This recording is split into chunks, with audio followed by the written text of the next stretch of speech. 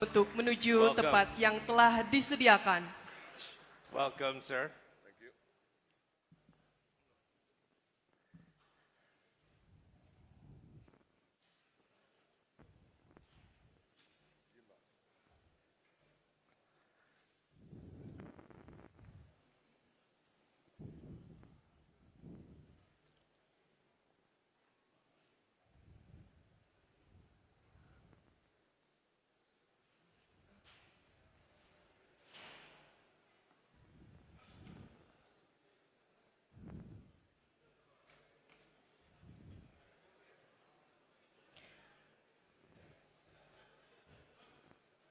Mohon izin kami haturkan. Assalamualaikum warahmatullahi wabarakatuh. Selamat pagi dan salam sejahtera bagi kita semua. Shalom, Om Swastiastu, Namo Buddhaya, salam kebajikan. Kepada yang terhormat Wakalem Diklat Polri, Inspektur Jenderal Polisi, Dr. Eko Budi Sampurno MSI. Kepada yang kami hormati narasumber kita, Psychotherapist and Consultor Dr. MEL GILL yang telah hadir bersama Mr. Basuki. Kepada yang kami hormati Kasespim Lemdiklat Polri yang pada kesempatan kali ini diwakilkan oleh Koordinator Widewiswara Inspektur Jenderal Polisi Dr. Andes Jawari SHMH. Kepada yang kami hormati para widewiswara utama Sespim Lemdiklat Polri. Kepada yang kami hormati Kasespim Ti Polri, Kasespimen Polri, dan Kasespima Polri atau yang mewakili. Kepada yang kami hormati para widewiswara, para kabag, para kabid, serta seluruh jajaran pejabat utama yang kami hormati. Dan yang kami banggakan, seluruh peserta didik Sespim Ti Polri, Dikre ke-34, peserta didik Sespimen Polri, Dikre ke-65, dan peserta didik Sespima Polri, Angkatan ke-72, tahun anggaran 2025. Pertama, puji dan syukur kita panjatkan kepada Tuhan Yang Maha Esa. Karena atas rahmat dan karunia-Nya, kita masih diberikan kesehatan dan kesempatan, sehingga dapat hadir dan berkumpul bersama dalam rangkaian acara Kuliah Umum dengan tema Instilling Moral Values, Integrity, and Community Consciousness. Baiklah Bapak Ibu yang kami hormati, setelah kata pembuka yang telah kami awali, beranjak ke acara selanjutnya yaitu pembacaan doa yang akan dipandu oleh Serdik Panji Ali. Kami silakan.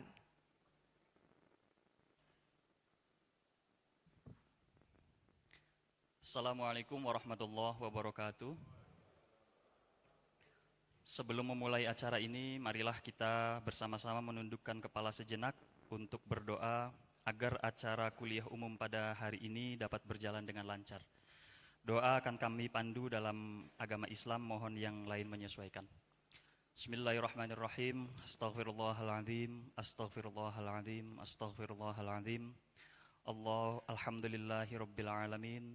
Wassalatu wassalamu ala asyrafil anbiya'i wal mursalin wa ala alihi wassahbihi ajma'in. Ya Allah yang maha pengasih lagi maha penyayang, dengan memohon ridho dan izin-Mu, pada hari ini kami melaksanakan kegiatan kuliah umum. Jadikanlah acara ini bernilai ibadah dan senantiasa hanya mengharap ridho-Mu. Ya Allah, ya Rabbana, jadikanlah kegiatan ini sebagai majelis ilmu, guna menambah wawasan keilmuan kami, serta dapat memberikan manfaat bagi kemajuan masyarakat, bangsa, dan negara. Ya Allah, ya Alim, berilah kami kekayaan ilmu pengetahuan, hiasilah kami dengan kelapangan hati, muliakanlah kami dengan ketakwaan, dan senantiasa berilah kami kesehatan. Ya Allah, ya Ghafur, Engkau yang maha pengampun atas segala dosa, ampunilah dosa kami, dosa kedua orang tua kami, dosa para pemimpin kami, dan dosa para pendahulu kami.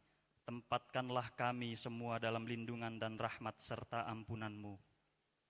Ya Allah, ya Mujib, kabulkanlah doa dan permintaan kami.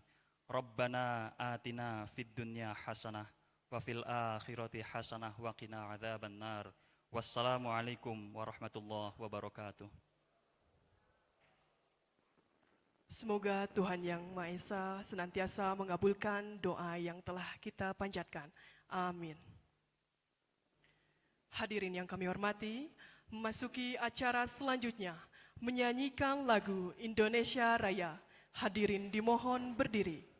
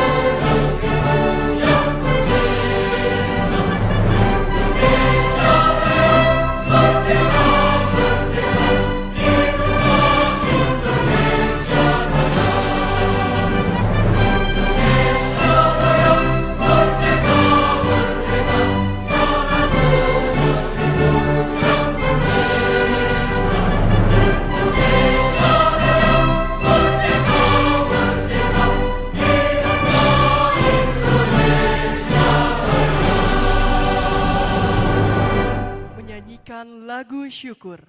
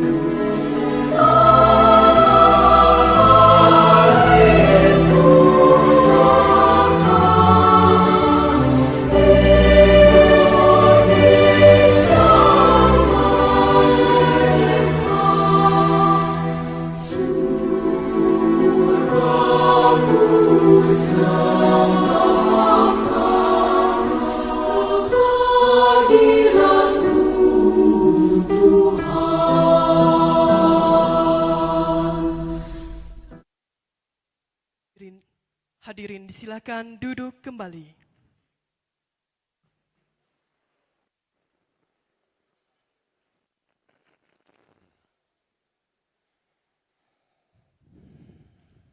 Baiklah hadirin yang kami hormati, selanjutnya akan kita simak bersama sambutan KSSP Melikat Polri yang pada kesempatan kali ini akan disampaikan oleh Koordinator Widya Iswara Sespim. Kami undang dengan hormat kepada Inspektur Jenderal Polisi Dr. Andes Jawari SHMH, kami silakan.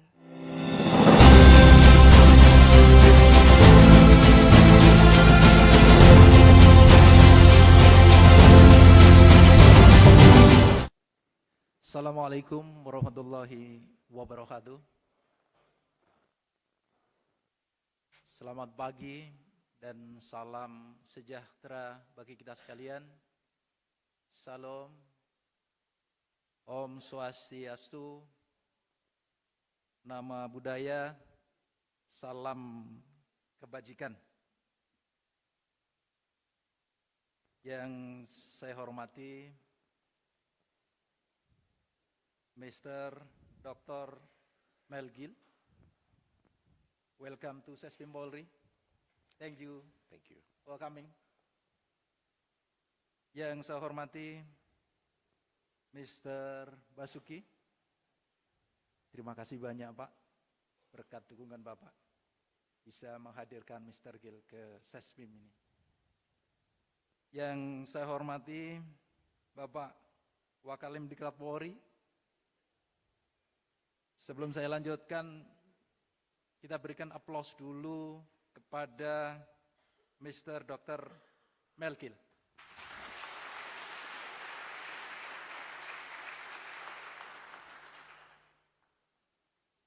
Yang saya hormati tim dari Mr. Basuki. Beliau membawa tim yang cukup banyak yang ada di depan. Terima kasih. Yang saya hormati para kepala sekolah, Sespimti, Sespimen, Sespima. Yang saya hormati para widya iswara Sespim Polri. Yang saya hormati Seslem Sespim Polri, para kabit Sespim, Kakorta, Kabak Jianbang, dan yang saya hormati para peserta didik Sespimti, Sespimen, dan Sespima Polri tahun anggaran 2024. Puji syukur kita panjatkan kehadirat Allah SWT, Tuhan yang Maha Kuasa, atas segala limpahan rahmat, taufik, hidayah, nikmat yang diberikan pada kita sekalian. Sehingga pada pagi hari ini, kita dapat hadir di ruangan ini dalam keadaan sehat walafiat. Pada kesempatan ini, saya ingin sampaikan bahwa permohonan maaf dari Bapak Kasespim, Mr. GILL, Pak Wakalim Diklat, bahwa Bapak Kasespim hari ini beliau menerima penghargaan dari Kepolisian Timur Leste. Pada kesempatan ini saya ingin membacakan amanat Pak Kasespim, tapi sebelumnya izinkanlah kami ingin menyampaikan ucapan terima kasih yang sebesar-besarnya. Yang pertama kepada Mr. Dr. MEL GILL. Beliau pertama kali hadir di Indonesia adalah ke Sespim ini. Tepuk tangan pada rekan-rekan sekalian. Sekali lagi terima kasih atas nama Bapak Kasespim Polri. Yang kedua kita ucapkan terima kasih dan penghargaan yang setinggi-tingginya kepada Pak Wakalim Diklat Polri. Dengan waktu yang singkat, hanya beberapa menit, bisa berkomunikasi dan bisa menghadirkan ke sini. Tepuk tangan. Tidak kalah pentingnya ucapan terima kasih kita sampaikan kepada Bapak atau Mr. Basuki. Beliau sangat mendukung kehadiran beliau ke Sespim ini beserta tim. Kita semua sangat beruntung, para rekan-rekan sekalian. Sespimti, Sespimen, Sespima. Beliau bisa hadir di tengah-tengah kita. Kalau kita lihat rekan-rekan sekalian, kita sudah sering mengikuti di YouTube beliau, sangat luar biasa. Untuk itu kita manfaatkan betul.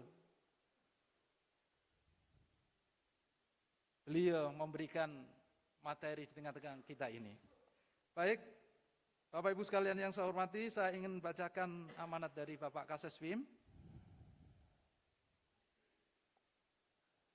Yang saya hormati Mr. Dr. MEL GILL, yang saya hormati Mr. Basuki, Wakalemdiklat Polri, dan para hadirin sekalian yang berbahagia. Pertama-tama, marilah kita memanjatkan puji syukur kehadirat Tuhan yang Maha Esa. Karena atas segala rahmat dan karunia-Nya, kita diberi kesempatan untuk hadir di tempat ini dalam rangka kuliah umum Sespim Lemdiklat Polri dengan tema Instilling Moral Values, Integrity and Community Consciousness. Saya selaku Kasespim Lemdiklat Polri dan seluruh peserta didik Sespim di Sespimen dan Sesmima Polri mengucapkan selamat datang kepada Mr. Dr. MEL GILL di Bumi Maribaya Kampus Sespim Lemdiklat Polri. Mudah-mudahan perjalanan menuju ke Sespim Lemdiklat Polri menyenangkan. Hadirin sekalian yang saya hormati, kuliah umum mengambil tema Instilling Moral Values, Integrity and Community Consciousness yang bertujuan menanamkan nilai-nilai moral integritas dan kesadaran bermasyarakat, berarti membentuk individu yang memiliki prinsip-prinsip moral yang kuat, konsisten dan dalam berperilaku dan tindakan, serta peduli dan bertanggung jawab terhadap lingkungan sosialnya.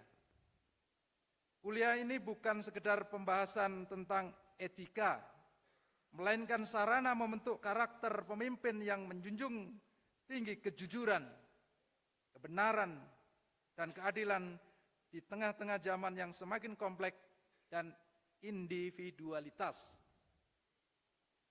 Kita harus bertanya, akan menjadi seperti apa institusi dan masyarakat kita tanpa integritas? Dapatkah kita tumbuh dan menjadi maju tanpa rasa tanggung jawab sosial dan empati yang menjadi kualitas moral seorang pemimpin? Oleh karena itu, marilah kita mengikuti kuliah umum dari Mr. Dr. MEL GILL. Semoga apa yang disampaikan menjadi masukan berharga bagi kita semua. Demikianlah sambutan saya pada kegiatan kuliah umum hari ini. Selamat mengikuti. Sekian dan terima kasih. Wassalamualaikum warahmatullahi wabarakatuh. Lembang, April 2025, Kasespim Lemdiklat Polri, Dr. Rudi Darmoko, SKMSI, Inspektur Jenderal Polisi. Terima kasih pada rekan-rekan sekalian. Demikian sambutan Pak Kasespim. Mari kita ikuti bersama-sama dengan serius. Billahi taufiq wal hidayah. Wassalamualaikum warahmatullahi wabarakatuh. Mari kita berikan tepuk tangan yang meriah atas sambutan yang telah disampaikan. Kami haturkan terima kasih. Hadirin yang kami hormati, memasuki acara selanjutnya akan kita dengarkan bersama kata pengantar yang akan disampaikan oleh Mr. Basuki. Selanjutnya dengan hormat kami persilakan.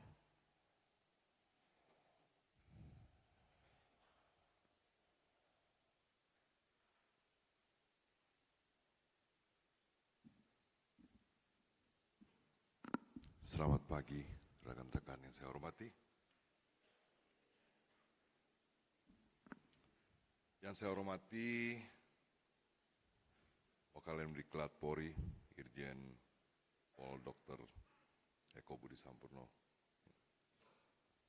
Yang saya hormati, Kasespim dalam hal ini wakili oleh Koordinator Widya Iswara Sespim Lemdiklat Polri, Irjen Pol Dr. Jawari SH MH. Yang saya hormati Kasespim T, Brigjen Pol Dr. Anda Supriyadi MSI. Yang saya hormati juga Kaswem Pima, Brigjen Pol Sony Irawan SIK MH. Dan para Widya Iswara Sespim Lemdiklat Polri. Dan juga Bapak Gautama yang saya hormati dan rekan-rekan yang saya cintai. Assalamualaikum warahmatullahi wabarakatuh. Salam sejahtera buat kita semua. Salam persisih. Yang saya banggakan seluruh anggota Kepolisian Negara Republik Indonesia yang hadir di sini, polisi-polisi yang terbaik, the best brain in the country, garda terdepan penjaga keadilan, keamanan negeri tercinta. Hari ini saya datang bukan untuk mengajar, saya datang untuk mengingatkan kembali bahwa Anda bukan sekedar aparat. Anda adalah penjaga nilai-nilai luhur bangsa. Anda adalah wajah keadilan. Anda adalah pelindung rakyat. Dan yang paling penting, Anda adalah manusia-manusia kita yang terpilih untuk menjadi pelindung rakyat Indonesia. Ada beberapa poin yang ingin saya sampaikan, yang mungkin hal-hal ini bermanfaat buat kita semua, yaitu hak asasi manusia, polisi juga manusia. Banyak seringkali kita dengar bahwa pelanggaran hak asasi manusia ditunjukkan kepada aparat penegak hukum. Mungkin rekan-rekan masih ingat beberapa saat yang lalu mantan Presiden Filipina ditangkap di Hong Kong. Itu karena dengan dalih apapun, yaitu hak asasi manusia. Padahal itu adalah perintah negara untuk memberantas korupsi, untuk memberantas narkoba. Perintah negara dijalankan oleh seorang kepala negara, tetapi apa yang terjadi? Intervensi di dunia manapun juga, yaitu pelanggaran hak asasinya. Nah, ini sedikit ingin saya sampaikan ke rekan-rekan yang saya hormati, bahwa polisi bukan musuh HAM. Polisi adalah garda terdepan pelindung HAM. Setiap warga berhak hidup aman, bebas dari penyiksaan, bebas dari ketakutan. Dan yang menjamin hak-hak itu adalah salah satunya polisi Republik Indonesia ini. Namun mari kita jujur, banyak hal membuka mata rakyat. Banyak contoh-contoh yang kita melihat dalam kejadian-kejadian. Maka rakyat kecewa dan kita harus berani mengatakan, ya sebenarnya ada yang salah di sini. Mengakui kesalahan bukanlah kelemahan. Itu adalah kekuatan, itu adalah titik mula perubahan. Reformasi bukan karena kita lemah, karena kita ingin lebih kuat, lebih adil, dan ingin lebih bermartabat. Kita lupa yang sebetulnya adalah aparat-aparat negara ini termasuk polisi punya hak HAM. Itu yang kita lupa. Kalau rekan-rekan aparat negara ini tidak sejahtera, itu melanggar HAM para anggota aparat itu sendiri. Bukan hanya pelanggaran HAM yang ditujukan, tetapi hak HAM-nya itu harus dihormati. Tanpa bekal yang cukup dalam kedinasan, itu juga melanggar HAM, melanggar hak HAM-nya itu sendiri. Saya masih ingat pada tahun 95, saya bersama rekan saya, yaitu Ketua Komnas HAM Indonesia, pertama kali berdiri HAM, Pak Marzuki Darusman. Banyak dari TNI mengatakan bahwa kenapa orang Indonesia masih tetap melihat orang Indonesia aparat yang melanggar HAM, yaitu Pak Marzuki sebagai Ketua HAM. Tapi intinya bukan itu. Saya mengajukan pada saat itu kepada Pak Marzuki Darusman, Bang, mari kita membuatkan satu buku panduan. Ini kita bicara masalah psikologi kejiwaan seorang aparat. Apakah perlu kita memberikan satu buku panduan HAM kepada aparat negara ini? Pada akhirnya kami berhasil membuat satu buku panduan untuk Kostrat. Seluruh anggota Kostrat ini memegang buku panduan, yaitu HAM bela diri bagaimana, dan hak HAM para prajurit itu bagaimana. Dari situ tidak ada keraguan dalam berdinas, dalam berinteraksi dengan masyarakat, dalam menghadapi apapun intervensi dari luar negeri yang tidak ingin Indonesia maju. Nah, di situ buku panduan yang membuatkan satu spirit yang tinggi, spirit yang besar dengan keyakinan untuk pelaksanaan tugas. Insya Allah dalam waktu dekat ini mudah-mudahan saya dengan rekan saya Pak Marjuki sebagai mantan Ketua Komnas HAM dan juga menjadi Chief of Human Rights di UN ingin membuatkan satu buku saku HAM untuk Polri.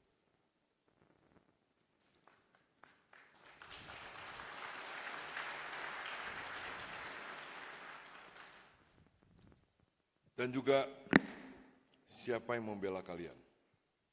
Ini penting secara psikologikal. Saya mengenal Dr. MEL GILL ini cukup lama. Saya masih ingat waktu saya di Thailand ya, mendapatkan penghargaan dari Raja Bhumipol 2006. Pada saat itu perdamaian di Thailand Selatan saya menghadiri mewakili Indonesia bersama dengan Bapak Kasat Ramijara Kudu dengan para kasat di Malaysia maupun di negara lain, ASEAN khususnya, dan membawa misi itu untuk perdamaian.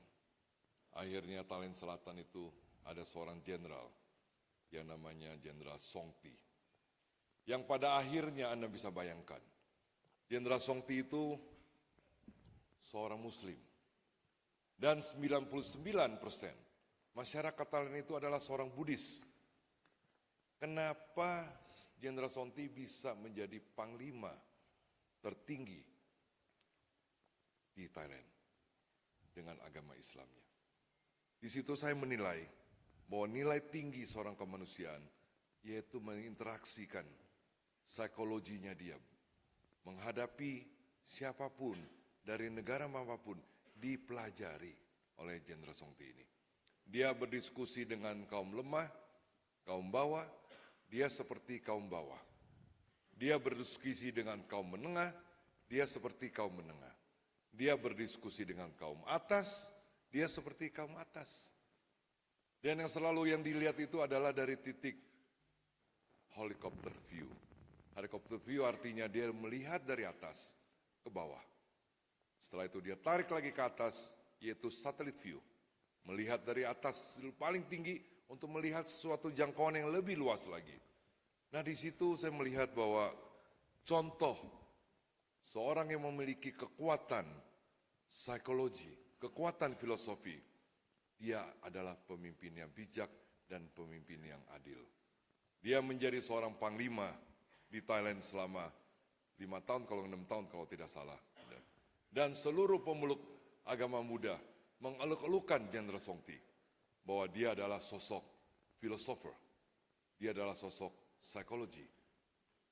Dan Raja Thailand sendiri juga, Dr. MEL GILL, saya masih ingat betul, membuat buku kepada Raja Thailand. Untuk buku itu diberikan kepada seluruh rakyat Thailand, supaya mengingat bahwa Raja Thailand itu mempunyai satu nilai-nilai norma psikologi yang tinggi maupun filosofi yang tinggi. Sebetulnya modal kita sebagai manusia adalah satu, memiliki ilmu. Ilmu itu ilmu dari alam dan ilmu dari kita sendiri. Ilmu dari alam itu tidak lain dari pengalaman. Tidak lain dari segala sesuatu yang kita alami selama hidup kita. Tetapi ilmu kita sendiri itu adalah ilmu-ilmu yang kita pelajari. Ilmu-ilmu yang kita melihat. Ilmu-ilmu yang kita mendengar. Ilmu-ilmu yang kita selalu berinteraktif dengan orang yang lebih dewasa daripada kita, orang yang lebih pengalaman daripada kita, dan orang yang lebih tinggi daripada kita pangkatnya, orang yang lebih tinggi jabatannya daripada kita. Nah itulah ilmu diri kita sendiri yang harus kita gali. Saya melihat bahwa seseorang yang jadi, itu adalah dia. Dia tidak mengatakan bahwa saya ingin menjadi A, saya ingin menjadi B, saya ingin menjadi C. Tidak, saya ingin menjadi saya sendiri.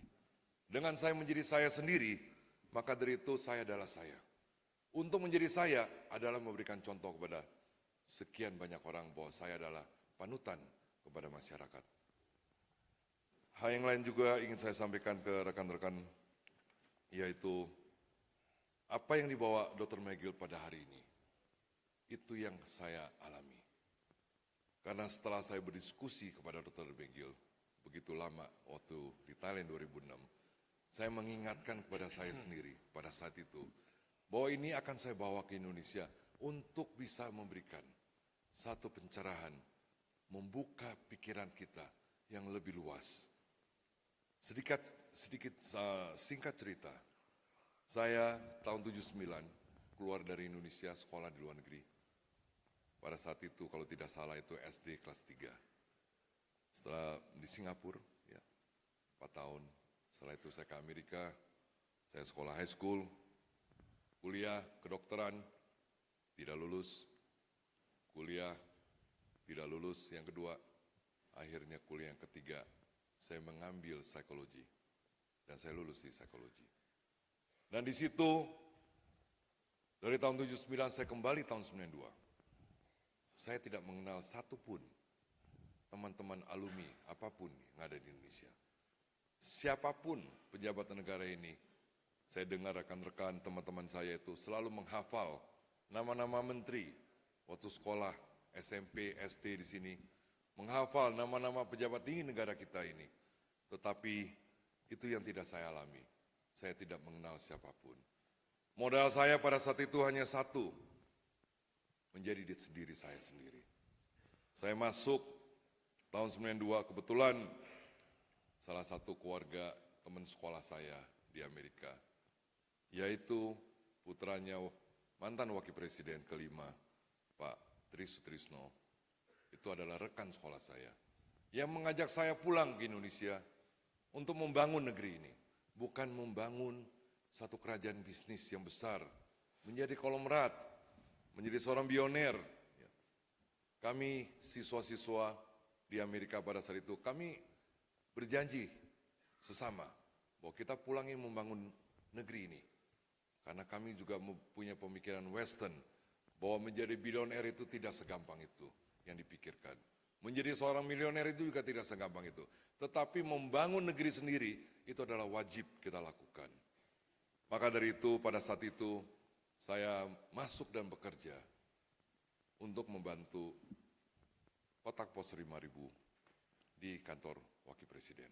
Itu adalah job pertama saya pada saat itu, adalah menyeleksi sekian banyak, sekian ribu, sekian ratus keluh kesah warga Republik Indonesia, baik juga dari Sabang sampai Merauke, itu harus kita teliti dengan benar.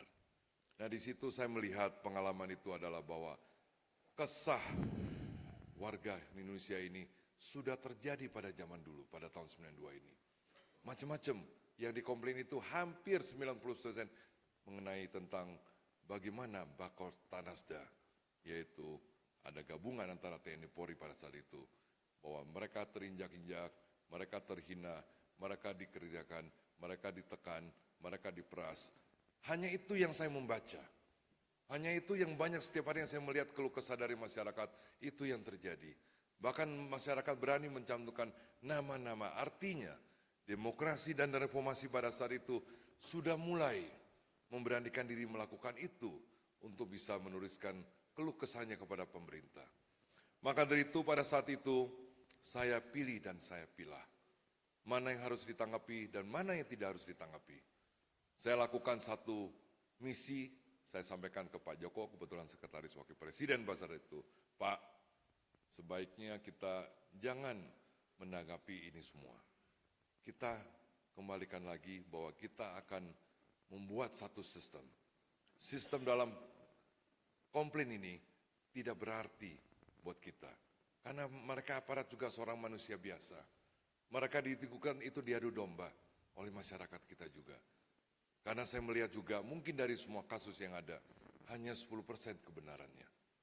Dan kembali lagi, itu adalah menjadi salah satu titik saya melihat bahwa aparat-aparat kita ini menjadi satu sasaran.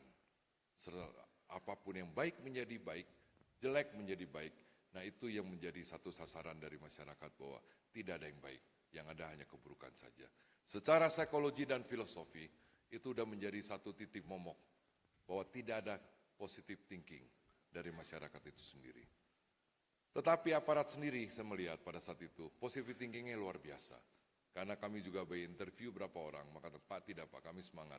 Pak tidak Pak, kami ini melihat bahwa ini sesuatu, oknum ini tidak bisa mewakili Pak. Satu orang tidak bisa mewakili satu institusi, apapun baik dan buruknya.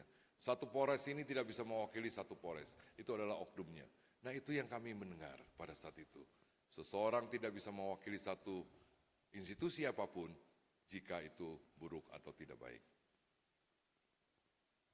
Hal yang lain juga ingin saya sampaikan bahwa ada dua yang mungkin secara psikologi dan filosofi yang perlu dicatat, yaitu bermain di ranah kenegaraan. Politik itu dua, politik praktis, yaitu menjunjung tinggi politik itu terhadap nilai-nilai kepentingan, dan politik kenegaraan. Politik kenegaraan itu sudah saya sampaikan berkali-kali kepada rekan-rekan, bahwa itu wajib ditanamkan ke jiwa setiap prajurit yang ada, setiap anggota yang ada. Kenapa? Karena politik kenegaraan itu adalah hak setiap aparat. Aparat itu berhak sekali mempertahankan NKRI. Hak kenegaraan dalam politik itu sendiri juga berhak menjunjung tinggi nilai-nilai keadilan kepada masyarakat. Apapun yang dilakukan kepada masyarakat, tindakan apapun, itu adalah politik haknya, yaitu politik kenegaraannya. Maka dari itu, politik negaraan itu harus didefinisikan lebih luas terhadap rekan-rekan yang sedang sekolah atau sedang bertugas. Apa itu politik negaraan? Banyak sekali disalah tafsirkan politik negara itu seperti apa. Padahal itu adalah nilai-nilai yang harus ditanamkan untuk ditumbuhkan di setiap aparat negara kita ini. Hal yang lain juga mungkin nggak terlalu panjang, ingin saya sampaikan bahwa saya masih ingat waktu saya pulang tahun 93, pertama kali saya diundang ke Istana Negara dengan acara Hit Me. Dan pertama kali saya melihat Presiden kita Pak Harto. Apa yang terjadi, banyak yang datang dalam acara itu dan bersalaman dengan Presiden. Dan di situ saya akan menentukan sikap saya. Bagaimana saya melakukan sikap saya untuk bersalaman dengan Presiden Republik Indonesia yang belum pernah saya ketemu sama sekali. Ini menjadi contoh adalah kepercayaan diri kita dan juga nilai yang kita tanam dalam diri kita, dalam filosofi atau psikologi yang ada dalam diri kita itu, persiapan saya untuk melakukan itu. Saya melihat ada yang salim, saya melihat ada yang menunduk, saya juga melihat ada yang hormat sikap sempurna. Yang saya pikirkan cuma satu, disalami dan difoto. Artinya saya akan mendapatkan satu foto saya bersalaman dengan Presiden yang punya karisma begitu tinggi, yang tidak pernah saya lihat sama sekali. Maka dari itu saya berpendapat kepada diri saya sendiri, saya ingin melakukan sesuatu. Karena pada saat itu saya belum masuk ke ranah mengenal seorang Presiden Republik Indonesia begitu karisma. Maka dari itu pemikiran saya waktu saya ngantri, saya ingin menekan tangan Presiden ini sekencang-kencang mungkin. Supaya Presiden itu mukanya meringis dan dapat foto yang tidak ada seorang pun yang bisa dapat selain saya punya foto salaman dengan Presiden Republik Indonesia dengan keadaan meringkis. Saya udah mulai dak-dik-duk, ya, antrian 10, antrian 9, 8, 7. Karena saya pikir, kalau saya melakukan ini, apakah ada sesuatu yang akan saya dapatkan? Jawabannya iya. Apa yang saya dapatkan? Percaya diri saya.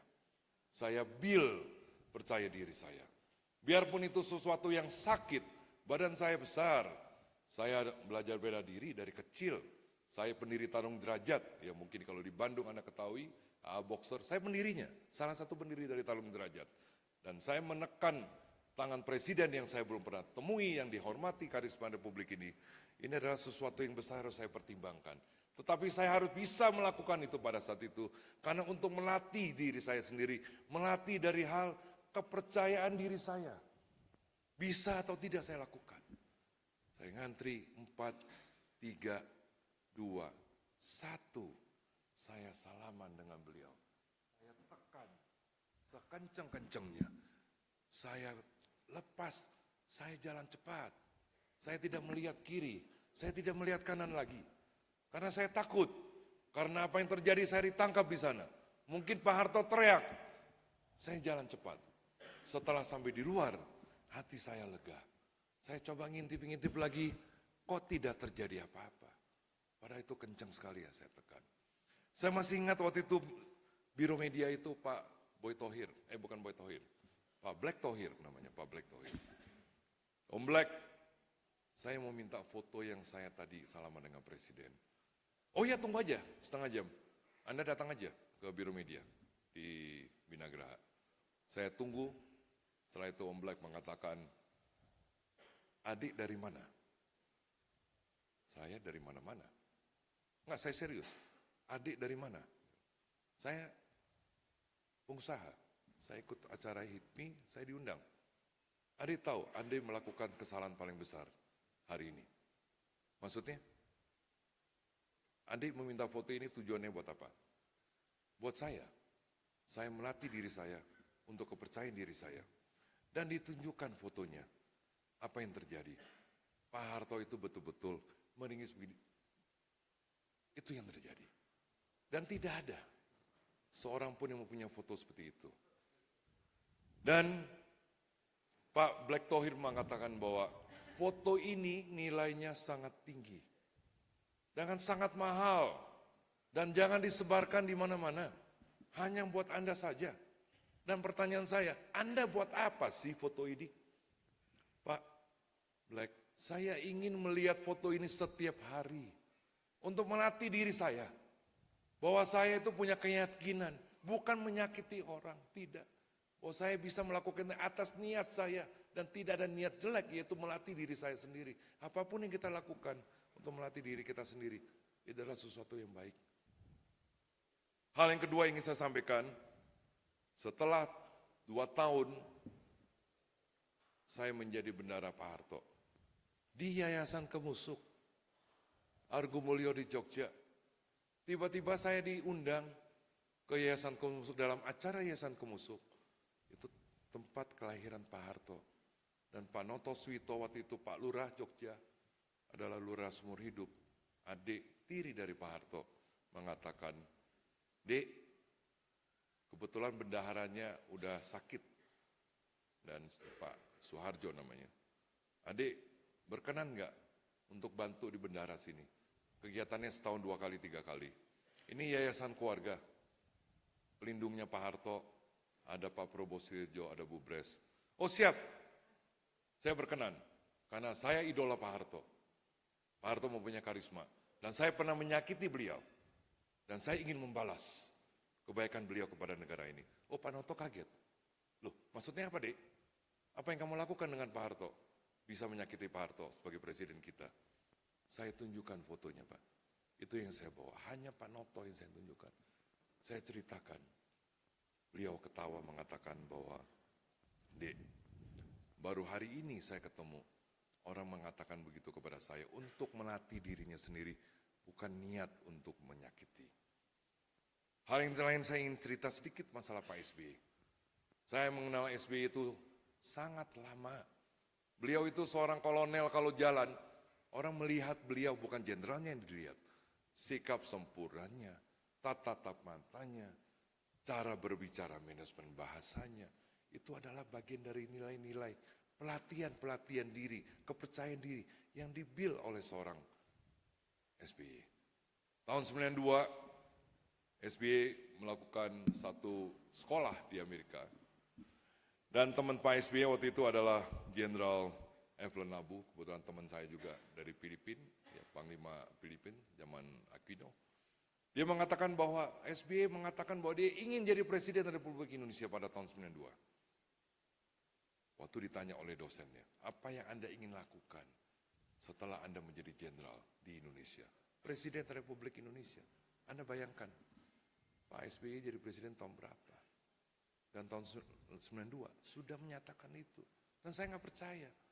Apa iya SBY ingin menjadi presiden? Siapa dia? Nah mulai dari situ saya coba memperhatikan. Apa langkah-langkah Pak SBY yang SBY lakukan? Dia datang ke kantor waktu itu Asop Kodam Jaya. Sebelum menjadi Danrem di Yogyakarta. Kalau saya terima Pak SBY pada saat itu, yang paling terakhir. Kenapa? Karena SBY itu suka bicara dengan dirinya sendiri. Itu yang saya nilai. Kalau dia bicara 3 jam nggak berhenti, yang kita cuma pelongo dengerin aja. Artinya dia ada sesuatu yang harus kita belajar dari nilai-nilai. Artinya Kalau tidak dengan pengetahuan yang luas, dia tidak mungkin bisa suka bicara dengan dirinya sendiri. Pengetahuan yang logik, yang make sense, tidak mungkin itu dia lakukan. Setelah beliau menjadi presiden, cerita pendek, saya diundang. 2 minggu diundang ke istana. Yaitu Pak Kurdi Mustafa, sekretaris presiden waktu itu, menghubungi saya jam 11. Ini penting cerita saya ini untuk memicu, untuk bisa melihat perbedaan antara apa itu psikologi, apa itu filosofi kita itu. Psikologi yang kita build, yang kita bangun itu apa sebetulnya. Pak Basuki, Bapak diminta Presiden untuk hadir, penting ingin disampaikan, pukul 11.00. Saya waktu itu dihubungin jam 9, saya sampaikan, Pak Kurdi nggak mungkin Pak Kurdi. Saya jam 1 itu harus ke Eropa Pak, dengan keluarga, 24 orang. Apakah saya harus mengorbankan keluarga saya demi menemui Presiden? Pak, hormatilah, ini permintaan Presiden, Anda harus menghadap. Anda harus bisa mendengar apa yang Bapak ingin sampaikan kepada Anda.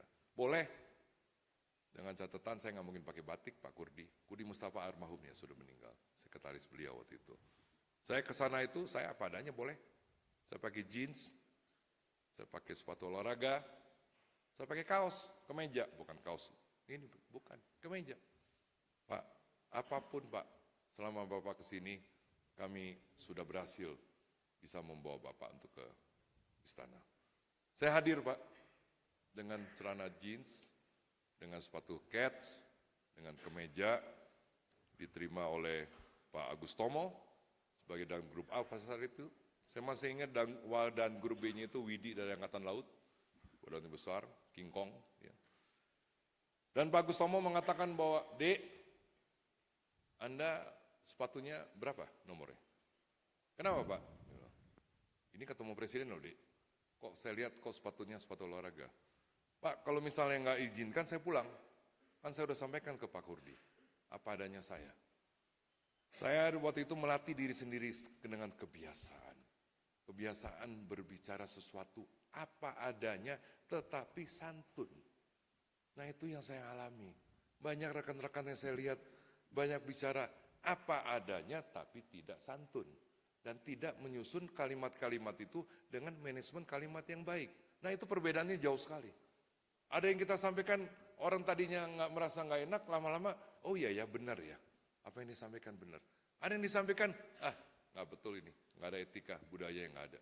Nah mungkin ini harus kita menggali dalam session ini dengan Dr. MEL GILL dalam saat ini. Bagaimana menumbuhkan nilai percaya diri kita. Kembali ke Pak SBY, akhirnya saya menunggu setengah jam dan saya harus pulang. Dan Pak Kurdi, Pak Agus Tomo mengatakan, Pak kasih waktu 3 menit, Bapak jangan pulang. Kalau Bapak pulang juga tidak bisa, karena Bapak di sana akan dijaga oleh Pas Pampres. Bapak nggak bisa keluar dari istana. Saya teriak, Pak Agus, masih ada Pak Agus Tomo, ya. Bisa ditanyakan apa yang saya lakukan. Pak, 2 menit saya nggak keluar, saya teriak sekencang-kencangnya di istana ini. Silakan, Anda memberikan satu kepada saya, ultimatum, saya juga bisa memberikan ultimatum ini. Saya harus berangkat ke luar negeri. Mohon maaf Pak, saya santun datang ke sini, saya menghormati Bapak Presiden, tetapi saya harus menunggu berapa lama? Saya sudah sampaikan. Ya adik pakaiannya kayak begitu gimana ya, dia bilang. Kami ajudan melaporkan ke Presiden juga bingung. Loh Pak, kan terserah Pak. Pas ngomong-ngomong begitu tengah-tengah itu dipanggil sama ajudan. Waktu itu Pak Bagus kalau nggak salah dari Angkatan Udara. Ya. Izin Pak Basuki, Bapak diterima oleh Bapak Presiden di ruangan kerja Presiden. Saya masuk ke ruangan kerja Pak SBY, cipi kanan, cipi kiri, Mas Bambang, emang teman lama saya panggil Mas Bambang waktu itu udah Presiden. Mas Bambang, Bapak Presiden. Ya. Setelah itu saya masih ingat, di ruangan kerja Presiden, itu ada 1 bangku untuk Presiden, ada 2 buat tamu, ya, dan ada 1 di sini. Saya sambil jalan sama beliau sampaikan, oh Mas Basuki mau ke luar negeri ya, saya sambil jalan, saya dengerin ya. Saya duduk di bangku yang 1, yaitu bangku Presiden. Saya sampaikan, Pak Presiden, izinkan saya. Nah itu dalam hal melatih diri saya, untuk bisa duduk di bangku ini, merasakan menjadi Presiden Republik Indonesia, mungkin 5 menit, mungkin 10 menit selama pertemuan kita. Tujuannya adalah saya ingin merasakan bagaimana ke depan saya bisa melayani masyarakat selaku presiden 10 menit. Saya bisa memikirkan dari helicopter view maupun satellite view. Karena SBY sama saya sudah lama berkenal. Oh silakan, nggak masalah, silakan. Nanti Abrol itu tukang fotonya Pak SBY. Abrol, nanti foto ya, foto nanti kirim ke Pak Basuki, ke kantornya. Setelah itu saya sampaikan juga, Abrol, maaf sebelum Anda foto, coba Anda foto saya presidennya, jangan Anda foto beliau presidennya. Beliau itu harus menjelaskan saya secara body sign. Saya duduk mendengarkan seperti presiden. Beliau itu menjelaskan itu kepada saya itu dengan body sign-nya. Nah sebenarnya tujuannya itu bukan tujuan gagah-gagahan. Bukan tujuan sombong. Ingin memperlihatkan kepada semua orang. Atau menceritakan hari ini kepada saudara-saudara sekalian. Wah ini satu kebanggaan. Tidak sama sekali. Cerita ini akan saya bawa kepada anak-anak saya, cucu saya nanti. Rekan-rekan saya, generasi penerus saya. Bahwa kepercayaan diri itu adalah modal yang paling besar.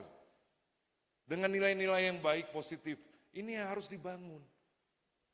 Setelah dilihat, difoto sama Abrol, dikirimlah foto itu, besar sekali fotonya. Pak SBY mengirim. Di situ fotonya saya tidak pernah pajang sampai sekarang. Saya ada di kantor, saya taruh di kantor. Karena kalau saya pajang, saya sulit menjelaskan ke teman-teman yang ada bahwa saya pernah menjadi Presiden Republik Indonesia. Nanti dikira saya tuh pernah masuk rumah sakit jiwa. Faktanya, saya merasakan betul Bapak menjadi Presiden Republik Indonesia 10 menit, 15 menit. Nah inilah yang ingin saya sampaikan ke rekan-rekan yang saya hormati bahwa kepercayaan diri kita ini harus dibangun. Bukan hanya diikuti, salah. Kepercayaan diri itu tidak bisa diikuti, harus dibangun. Mulai dari hal-hal yang kecil sampai hal-hal yang besar. Sejak saya bertemu Pak Harto, tahun 92, apa yang terjadi Pak dengan kepercayaan diri saya Pak? Saya ketemu dengan Obama Pak, tahun 97, dia belum presiden. Zaman Pak SBY saya special envoy Indonesia buat Amerika. Satu-satunya orang Indonesia bisa masuk White House itu saya Pak. Obama tahun 97 datang ke Indonesia, hanya sebagai ketua alumni Harvard, not even menjadi seorang congressman, saya layani di Bali, saya bicara, hebat ya, Bapak tirinya seorang pangkat kapten, Loro Sutoro, ya. Nikah dengan ibunya, Ain Dunham, orang Amerika kulit putih, dan Bapak dirinya lulusan PhD orang Indonesia pertama di Harvard University. PD-nya luar biasa, Loro Sutoro itu. Berani menikahi seorang yang namanya Ain Dunham. Lahirlah Obama.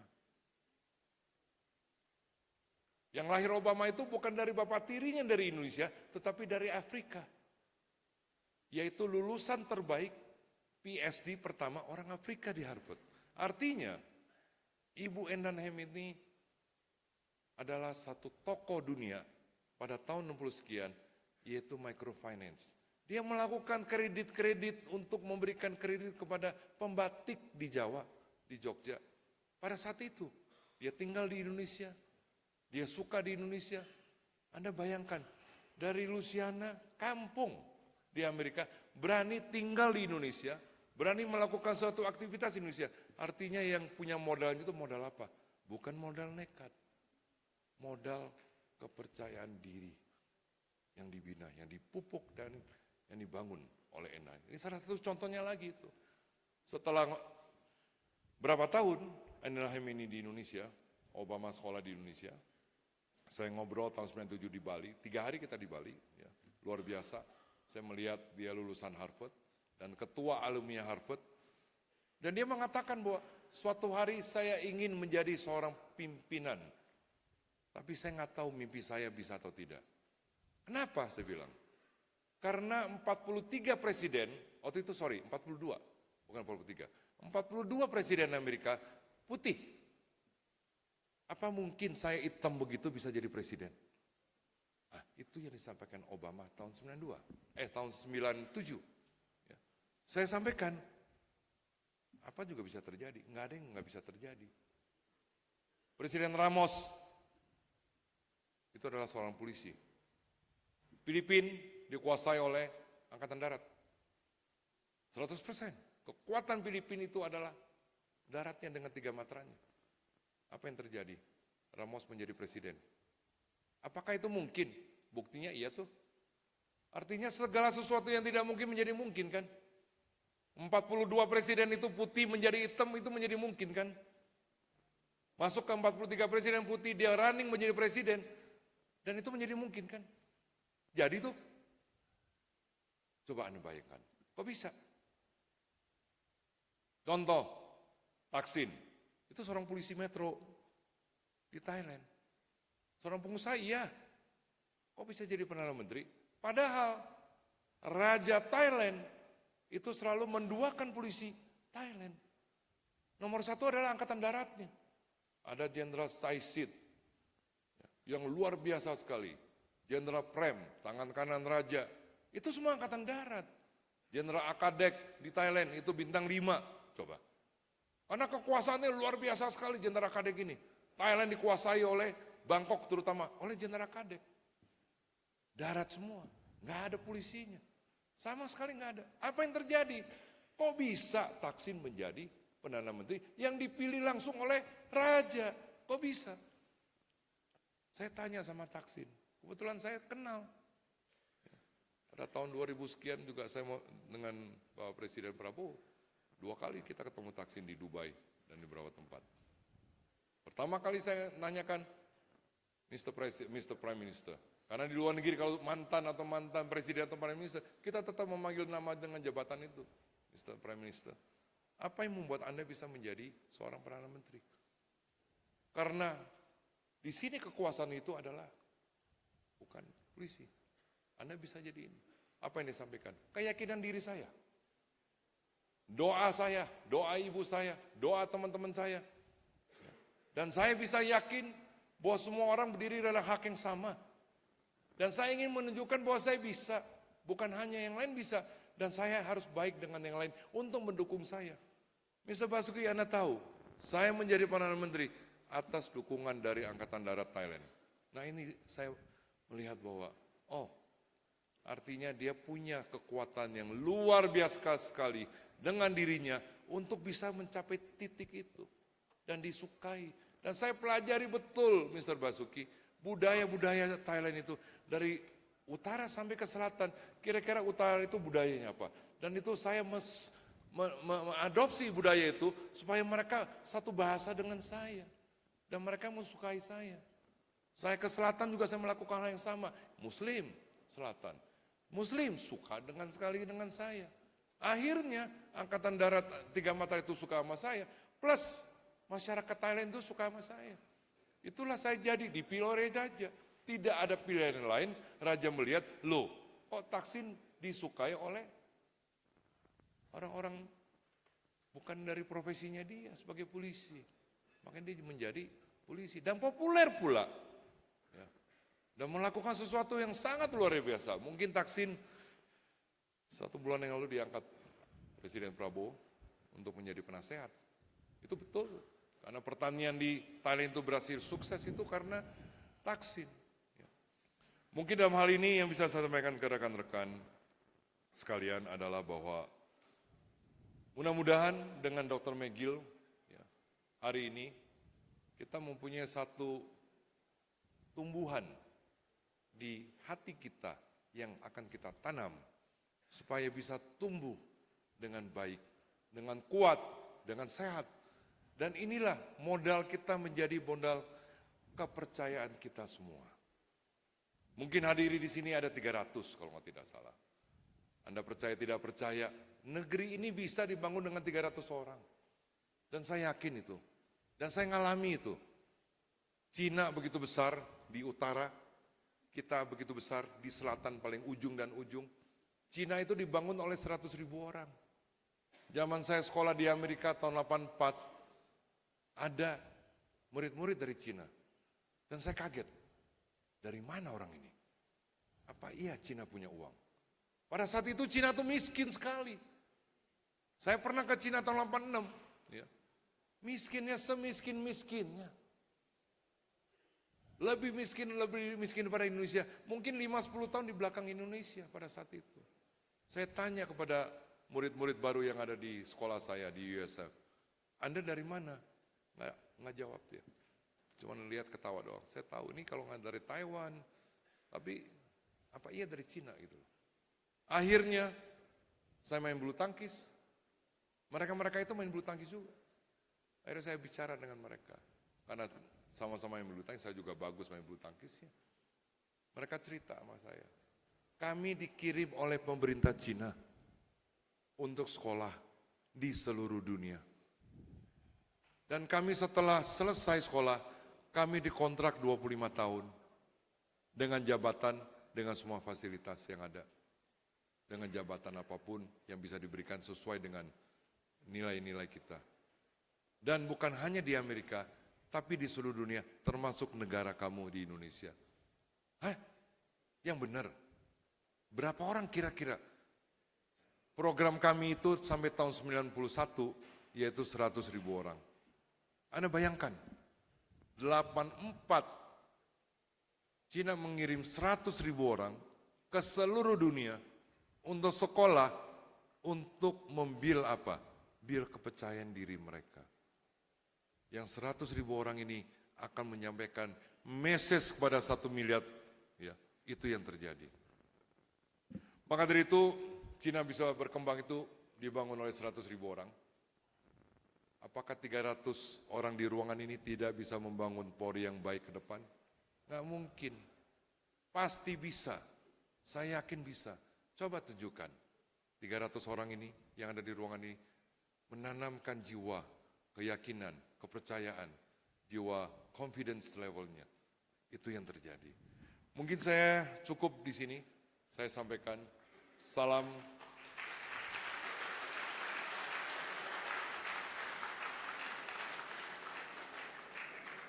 Salam kesejahteraan, salam kesehatan. Ingat, kalau kita dinas apapun, bawalah diri kita. Jadilah si A, jadilah si B. Saya ketemu beliau Pak Supriyadi itu berapa tahun yang lalu. Yang saya ingat cuma satu, gagah. Cara bicaranya, manajemen bicaranya. Saya ingat cuma cara penyampaiannya. Setelah itu nggak pernah ketemu lagi. Baru ketemu semalam, saya juga bingung apa saya kenal atau tidak. Beliau juga bingung apa kenal atau tidak. Nah itu yang diingat itu apa? Bukan diingat itu siapa Supriyadi, siapa Basuki, bukan. Gaya bicara, cara bicara, manajemen bicaranya, santun bicaranya, cara berinteraksi dengan saya itu bagaimana. Kita tidak akan lupa. Assalamualaikum warahmatullahi wabarakatuh. Demikian dari saya. Terima kasih. Salam presisi. Merdeka! Baik, demikianlah kata pengantar yang telah disampaikan. Kami haturkan terima kasih.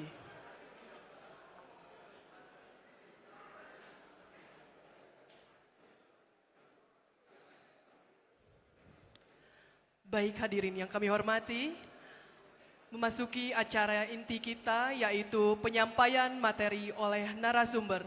Namun sebelumnya dalam sesi penyampaian materi dan juga sesi tanya jawab akan dipandu oleh moderator kita, Serdik Ganawati dan Serdik Gunawan. Mari kita berikan tepuk tangan yang meriah. Terima kasih rekan Desi untuk waktu dan tempat yang diberikan. Ya. Assalamualaikum warahmatullahi wabarakatuh. Salam sejahtera untuk kita semua. Shalom, Om Swastiastu, Namo Buddhaya, salam kebajikan. and a very good morning ladies and gentlemen. Welcome to public discussion with the topic Instilling Moral Values, Integrity and Community Consciousness. Yang kami hormati, Wakalem Diklat Polri, para pejabat utama, seluruh peserta didik, Sespim, Lengdiklat, Polri, dan seluruh peserta yang hadir dalam ruangan ini. Special welcome to Mr. Basuki and our guest speaker, Honorable Dr. MEL GILL. Dr. MEL GILL, Stand up. Oh, good. it is a great pleasure for us to be your moderator. I am Serdik Ganawati and with me, Serdik Gunawan McKnight. Comet Night. Lo menyesuaikan speakernya naturalisasi, nama jadi McKnight. Oke. One of my papers. Tapi Serdik Gana ini adalah contoh yang memegang filosofi Jawa. Iya, Nek wong Jawa ojo ilang Jawa nih. Jadi bahasa Inggrisnya medok. Yeah, Cabang Purbalingga. Oke. Before we begin, allow me to explain the flow of the session.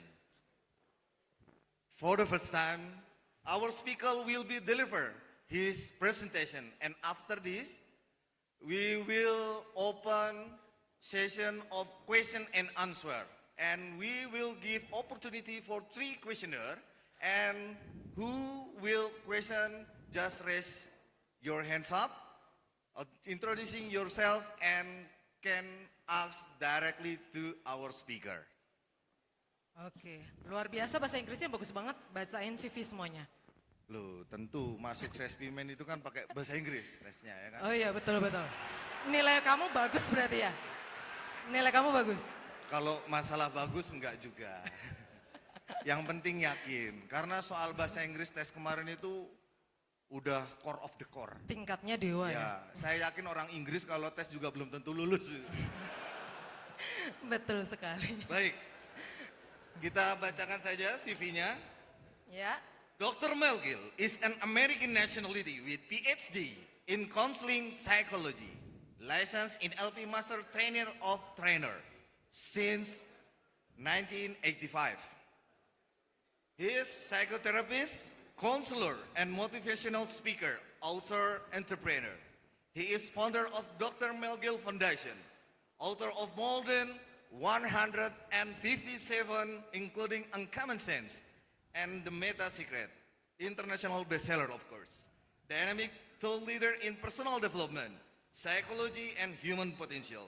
With more than 40 years of experience training, over 25 million individuals across over 70 countries, Dr. MEL GILL is globally recognized for his inspiring work as a speaker, coach, author, and innovator in advanced technology, including blockchain and AI.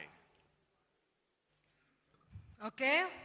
Ladies and gentlemen, give a round of applause To to our our guest guest speaker, Dr. MEL MEL GILL. GILL. Beri sambutan yang meriah kepada beliau, Dr. MEL GILL. The floor is yours. Okay, sir, the floor is yours. Thank you. Thank you. You're welcome. Same.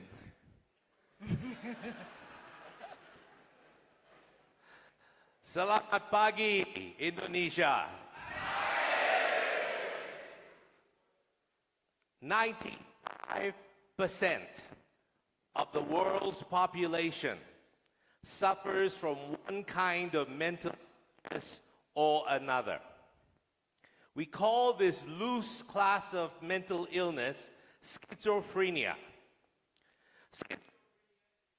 Ability to tell what is real from what is imagined, what is reality from what is fantasy.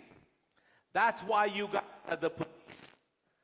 Because if a lot of people, a lot of criminals, in their minds think they're doing right, but they have no idea. There's no. They say that in Bandung, among police officers, that 1 in 4 people, you, are OTC, Otak Tak Center. I want you to think about 3 of your friends. Just image of 3 of your friends. If they are, that's OTC. This is where the jokes take a while to come up because it's being translated. So sometimes having a real translator actually helps. I'm here to teach you, to tell you about what it is we are going to do. Whoops.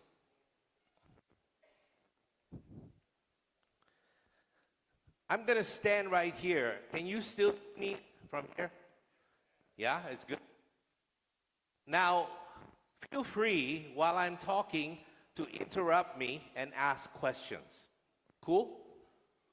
Yeah. Sometimes people say that Indonesians are very shy, so they don't ask questions. But I don't think that's true. I think it's because you don't know that that's a question, so you don't know how to answer. So every time I say that I ask a question, I'll say that's a question, and then you will answer. Cool? That's a question. Cool? Cool, awesome, great, fantastic. Now, what I'm supposed to do today is to actually help you reshape what it is you've been doing for a long time. Reformation comes inside out, not from the outside in. Somebody can make a law. Somebody can make a stipulation. Somebody can give a very lecture, but it won't change you. The change has to come from inside. Agreed? It has to come from the inside. So how do you change someone from the inside? The way to do that is to be able to change their psychology, the way they think. So if something has not worked for you so far, you have to change it so that it begins to work. That's why I wrote the book, The Meta Secret, because it's about the law of attraction. If you're a negative person, you will attract a lot of negative events. Let me tell you my story. 1976, I was climbing a mountain in Malaysia, Gunung Tak. And I was with some friends. I fell 150 feet. It's a, but not recommended. So I had compound fractures all over my body, especially on my left side. It took 10 days to get to a decent hospital. 10 days to get to a decent hospital. By that time, infection had set in, and the doctor said, I'm going to die. So they told my parents, we have to amputate his left arm, otherwise he's going to die. Or he actually might die, but we'll try. So as a result, I saw when they did the operation, I was on the operating table, I stepped out of myself to see them operating on me. I was dead. I died. And the nurse announced to the doctor, said to the doctor, time of death, 4-something a.m. I tried to scream and tell the doctors I'm okay. I'm not dead, I'm alive. I tried to scream, but nobody heard me. And I panicked. And as I panicked, I started to rise above the hospital. And I started to go through a tunnel. And there was a man with long hair and a blue robe who said to me, he stopped me, he said, it's not yet time, son. You have to go back. You have a lot of work to do.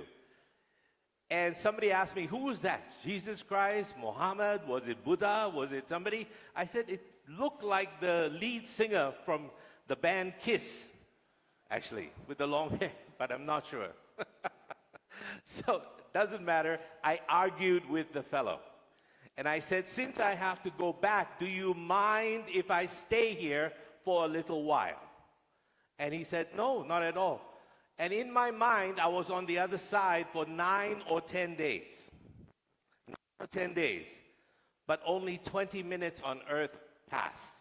The doctors resuscitated me, bang on my chest. I came back, and I knew a lot of things, learned a lot of things, and till today, I cannot, slowly, all of it is coming up. I cannot even begin to tell you.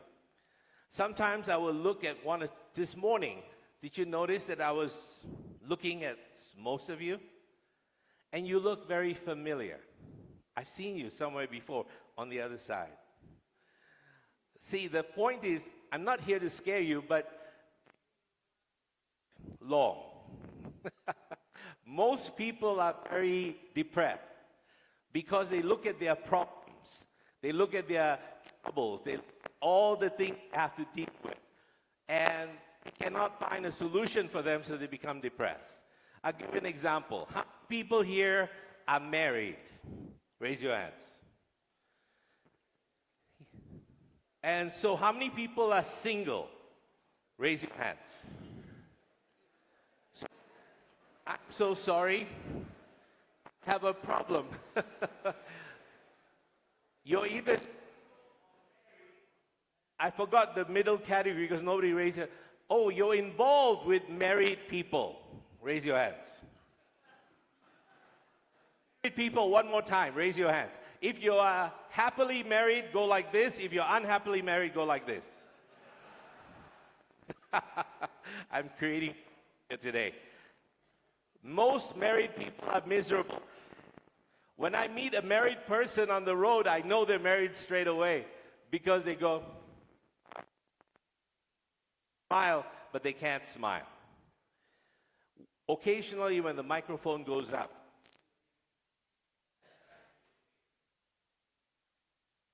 up and down and up and down and up and down. It's a little bit disconcerting, but it's okay. It's like being in the bathroom, having a shower, and singing at the same time. Sometimes the shower gets cold. Let's see your hands again. Single people. One, happily single people. 1, 2, 3. Okay, so the rest are very unhappy. Remember, I'm a psychologist for more than 45 years, so I can help become happy. That's my job. My job is to change your thinking in such a way that you become a happier person. So if something has not worked for you for a long time, let's change it, and let's give you the tools to do that. Let me tell you what I'm going to cover today. I have about a couple of hours with you, so what I'm going to do is I'm going to tell you about programs that are coming up. With your general and with Bazuki, I am mapping out, when we have time, I'm mapping out a 9-month to 2-year program where I take some of you, maybe about 50 or 100, and train them to become trainers like me. And therefore, when you learn everything I know over 3 days, 9 to 5, you will have the knowledge I have, you will have the skills I have, psychotherapist for the police, can you imagine that? And you will go out into areas and teach 500,000 other police officers how to change their feelings, their thoughts, their programs, their choices, the choices that they make. How many people here wish they had a magic power? See, imagine this was magical. You see the red dot here? This is magical. If I press this red dot, any wish of yours will come true. What would you wish for? Do you mind if I ask you some questions? What would you wish for? Wealth. Fantastic. What would you wish for? See, if you have all the wealth in the world, no health, it's not going to be useful at all. It's going to be tough. What would you wish for? Happiness. You're not going to have it. Yeah. What would you wish for? Wish for? Yeah. A promotion. Officers, stand up. This man needs a promotion. He's not going to stand. What would you wish for, sir? Happy. Are you married? So sorry. It is bad news because you know what? If I could teach you happy with your wife. Listen to that again. I could teach you how to be happy with your wife today. Would you like to learn? Or your husband, or your husband. You don't want to learn? Oh, because he has somebody. I'm kidding. He's reaching for his gun. This is a different story. What would you wish for, sir? Sunat, what would you wish for? Make a wish.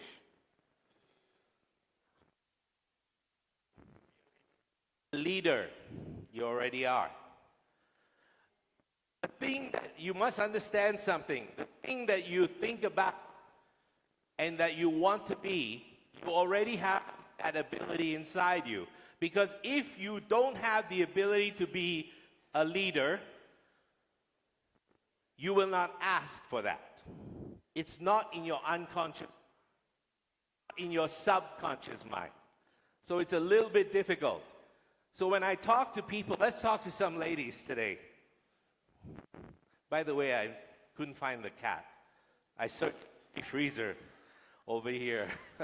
This lady lost a cat. So if you find it, look for her. She lives in Jakarta. Yeah. It's blonde. Cat's name is Tasha. She didn't make a police report because she may have put it in the freezer, but we're not sure. 4, magic wish button I press. No Fiani, right? Your wish.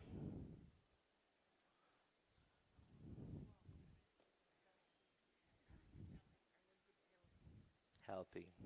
Okay. She wants to be a man. I'm kidding. Be healthy. She wants to be healthy.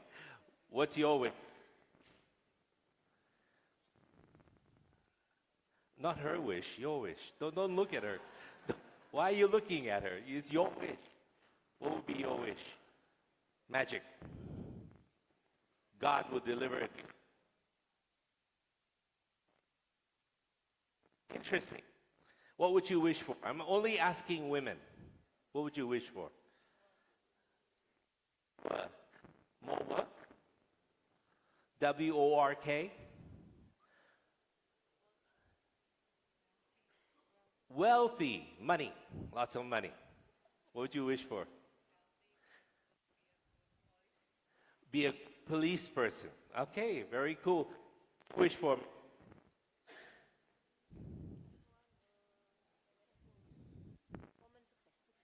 Successful. What is a successful woman? Because being a woman is already successful. In everything. Ow. Not much, it's everything. Let me ask the one who's smiling a lot. What would you wish for? Yes? Happy and wealthy. Are you noticing that most of the people that are asking for things, the women are asking mostly in the world, Bulgaria, in the United States, in Singapore, in Japan, in Thailand, India. Most of the women ask for happiness. Most of the men ask for wealth, money. It's interesting how that works. I am friends with a lot of multi-millionaires, and some of them billionaires, through my brother, but that's a whole different thing. And most of them come to me for counseling because they're not very happy, and their relationships are falling apart. Why? Because of the way in which the world is built to handle all this. So you, as police officers, come into a that are difficult to maneuver. The society is here. If you are, people will take advantage of you, right? If you are kinder, people will take advantage of you. So how do you balance it so that you maintain order and still receive respect while people see you as kind? That's a balance that you have to achieve, that you have to project. Charisma that you must. To be able to do that, you have to be clear of who you are. The magic button. But I'm going to give you a way to do that right now. Pen and paper, write it down. If you're recording, write it down. Most welcome to take a video if you want. I don't really care. Take the video and stuff. I'm going to teach you now in about 10 minutes how to get anyone you want. How many people would like that? By the way, that's the question. How many people would like that? Raise your hands. Okay. For some reason, let me check if your hands are working. Everybody who's male, raise your hands. Okay, look at the person next to you. If he's male and the hands are down, he's actually female. Everybody who's female, raise your hands. If that woman next to you is not raising her hands, she's going to the wrong bathroom. Okay, so the hands work. So you got to help me because I won't. It's a question and you don't answer, we're not interactive anymore. Yeah? So take advantage of me. I have many, many years of experience changing people instantly. In fact, before we leave today, I will pick one individual who wants to change immediately. I'll put the person on stage and we'll do some psychological changes. Is that useful? Yes, good. How many people would like that? I'm looking for a volunteer. That's good. Okay, one of you or both of you. I need a woman as well. A woman. How many women would like that? To be able to change today and become happy for the rest of your life? Women. But you're not in uniform. You have to be in uniform. None of you? I thought somebody said they want to be happy. Who was that? Somebody said they want to be happy. Was it you, ma'am? Did you say you want to be happy? Oh, she's looking away like she can't hear me now. Everybody goes, what? What? No? Okay. What? Wait a minute. I'm so sorry. You're going to be angry with me now. You're Are you afraid of me? Then what the hell? I asked a question and you suddenly go down like there's more interesting things on the floor than there is up here. So I need a volunteer. So far we have one man I'm going to use later. I need one woman. Is there a woman up here? All the women over there? And that woman now is looking down. You're a woman. Okay. Hi, ma'am.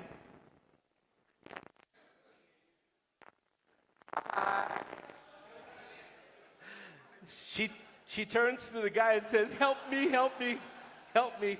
You're going to be, okay. Thank you. Not now, later I'll bring her up. What's your name? What's your name?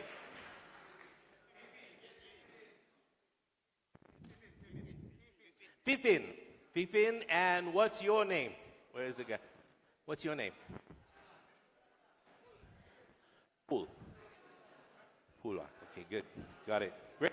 Okay, these guys are going to be your practical examples. So before we do that, let me introduce you to programs we're going to start in the next few months.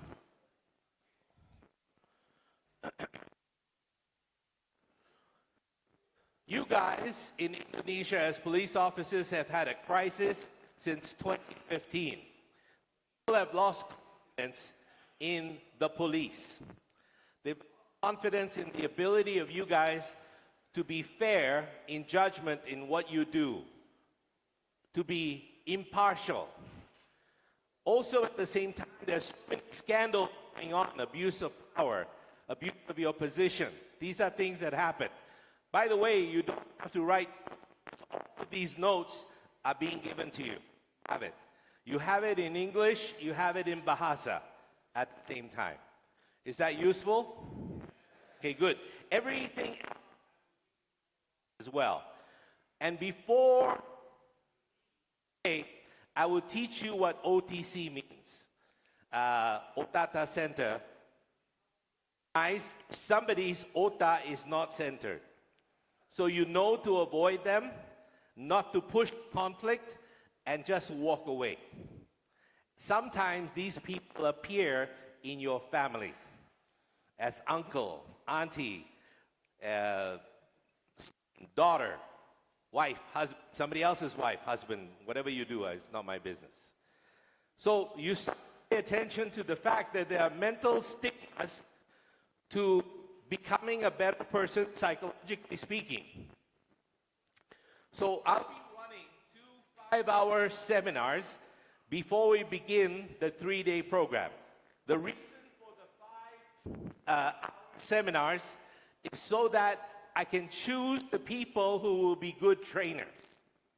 I need to know that you have the confidence. I need to know that you have the ability to teach with confidence. In other words, I need to be sure that you can become me on stage.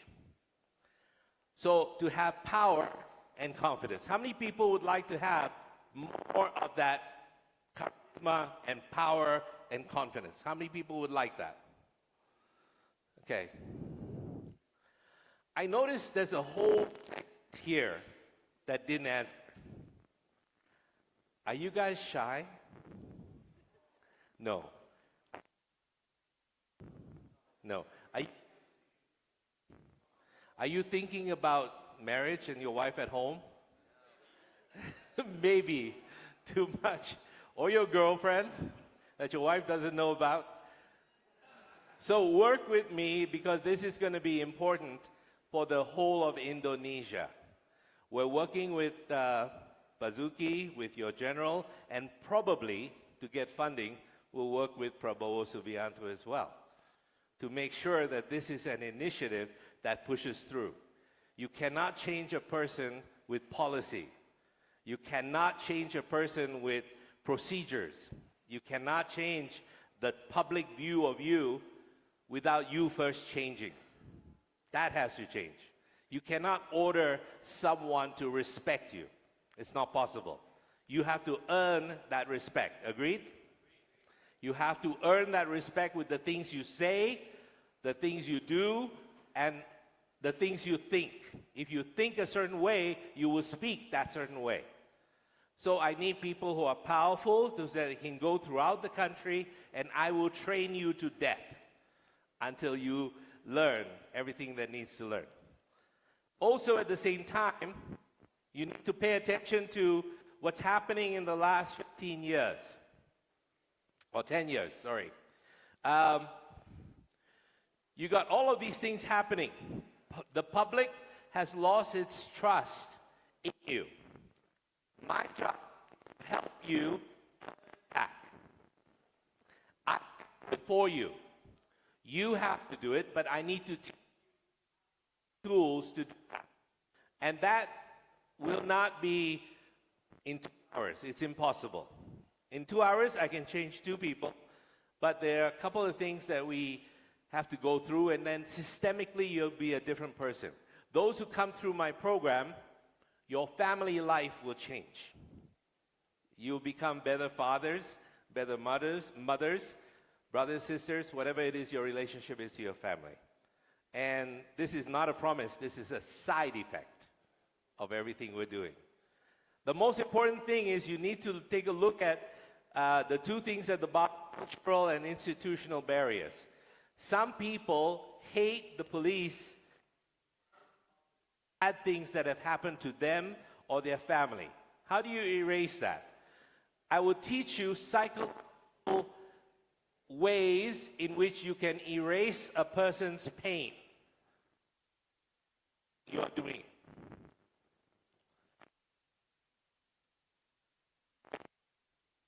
You can change a person's pain or remember by changing it. That's powerful. This is what psychotherapists do. And I do best. I 5 days a week, 2 hours a day, I was on radio, and I was healing 2 million people listening to the program all the time. Yes, yes, sure.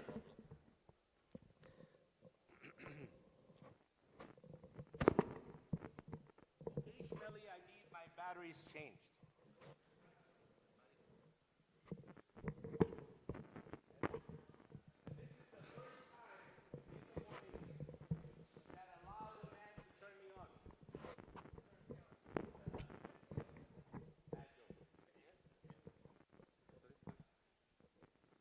My ears don't fit.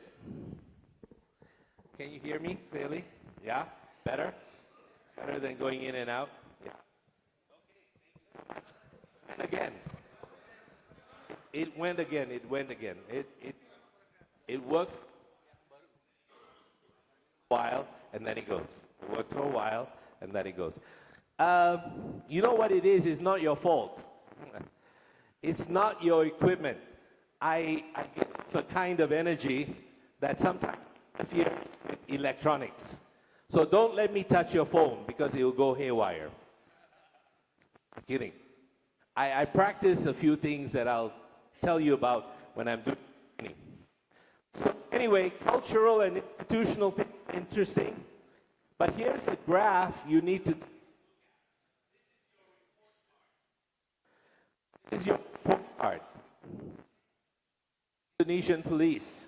This is your report card. Do you see that index? Do you see the line? How people are looking at systemic changes that will change the way people perceive you. In other words, the public is screaming for reform. Please make the Indonesian police respected and to make you loved. This thing is irritating the shit out of me. Can I take it off? Here, can you remove the microphone? Just remove the microphone. Just the microphone. Yeah, that's okay. I am going to speak like this. Can you hear me in the back? Raise your hands if you can. Can you hear me over there?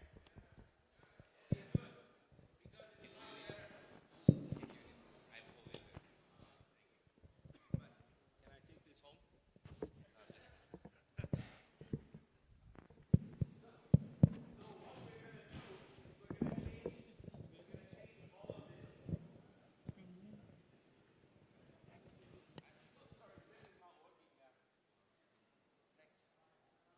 if can I take this home? So this is just a report card. All right, I won't cover it because I'll be reading what you guys can already read.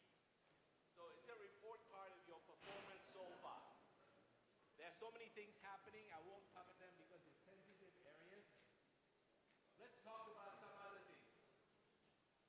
What people remember about the Indonesian police force and what you would like them not to remember, and acts of kindness is cumulative. Slowly, little by little by little, you'll be able to change people and their perception. I think it will take about 10 years. You won't see results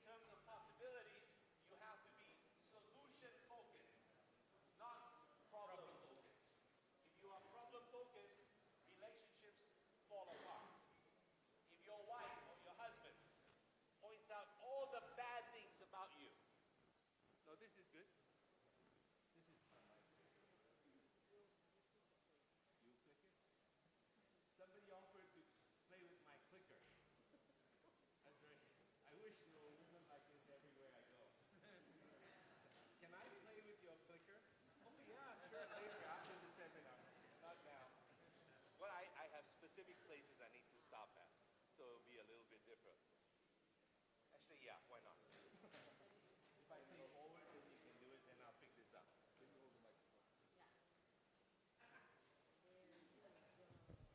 Can you hear me? Better? My throat was going already. I'm going to sound like a frog by the time I finish. So, solution-focused mind can be taught. You can learn. I remember about 8 years ago, I went on a cruise, a marketing cruise, where I was one of the speakers.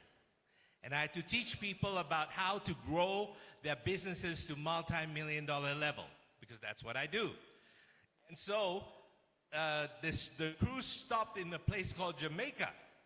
So everybody got off, and people had to choose the waterfalls, or they had to choose shopping in Kingston, and I chose to go to Bob Marley's house.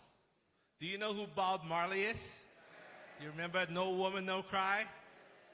Well, I chose to do that because I'm curious, and my son at that time was 19, and he had special needs. So he loved the smoke and all of that. So we went in the bus, and the bus was filled with a special kind of smoke, if you know what I mean. And the woman, the tour guide, stood at the bus, and she was holding a microphone like this, and she said, "Welcome to Jamaica, Mon." I said, "Thank you." And all the people in the bus said, "Thank you. In Jamaica, we have no problems, Mon." I said, "Yes, because of the ganja." She said, "No, not because of the ganja, man. Because we see everything as a situation. We don't see it as a problem." I said, "Really? Explain yourself." And she said, "If your wife catches you with the neighbor's wife, you don't have a problem, man. You have a situation."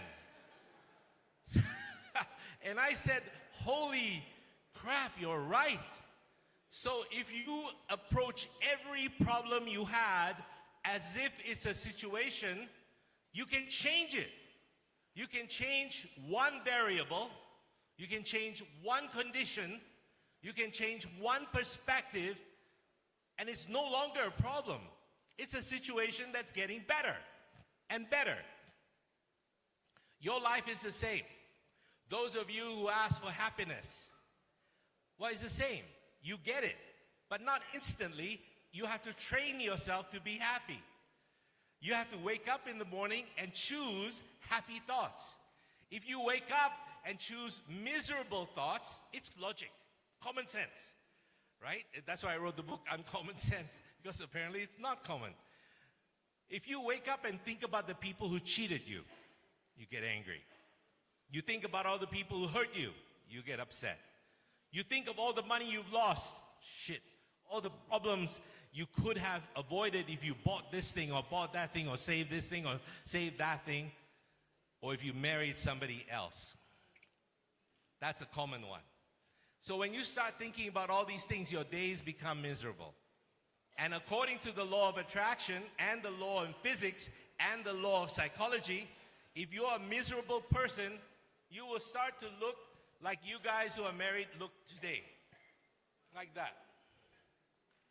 The single ones are smiling all the time. Yes, like her. She's single.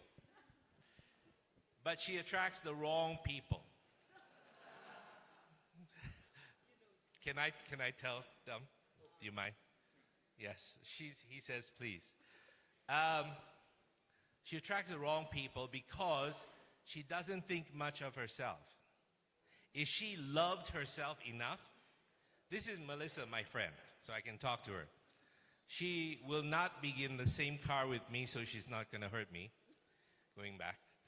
But if she loved herself, and if this man sitting next to her loved himself enough, the relationships that will fall in place would be loving, supporting, and what they deserve.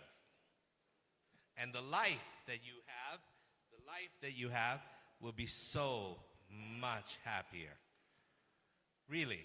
So if you treat everything like a gift, where was that lady with the cat? Where's she gone? She's gone to smoke? She wants to die? How she find a cat if she dies? That's okay. Anyway, I was going to give her some advice. When she comes back, let me know. So the point is, you have to take a look at what goes into your diet. What are you exposing your eyes to? What are you reading every day? Is it inspirational or is it terrible? What are you reading every day? If you read the newspaper, it's terrible. Everything has gone wrong. And everybody blames the police for everything, right? You are their problem. And you suddenly become that. But you can change that with your smile. Can you imagine a police officer coming up to you and saying, "Hi, good morning. I'm here to arrest you."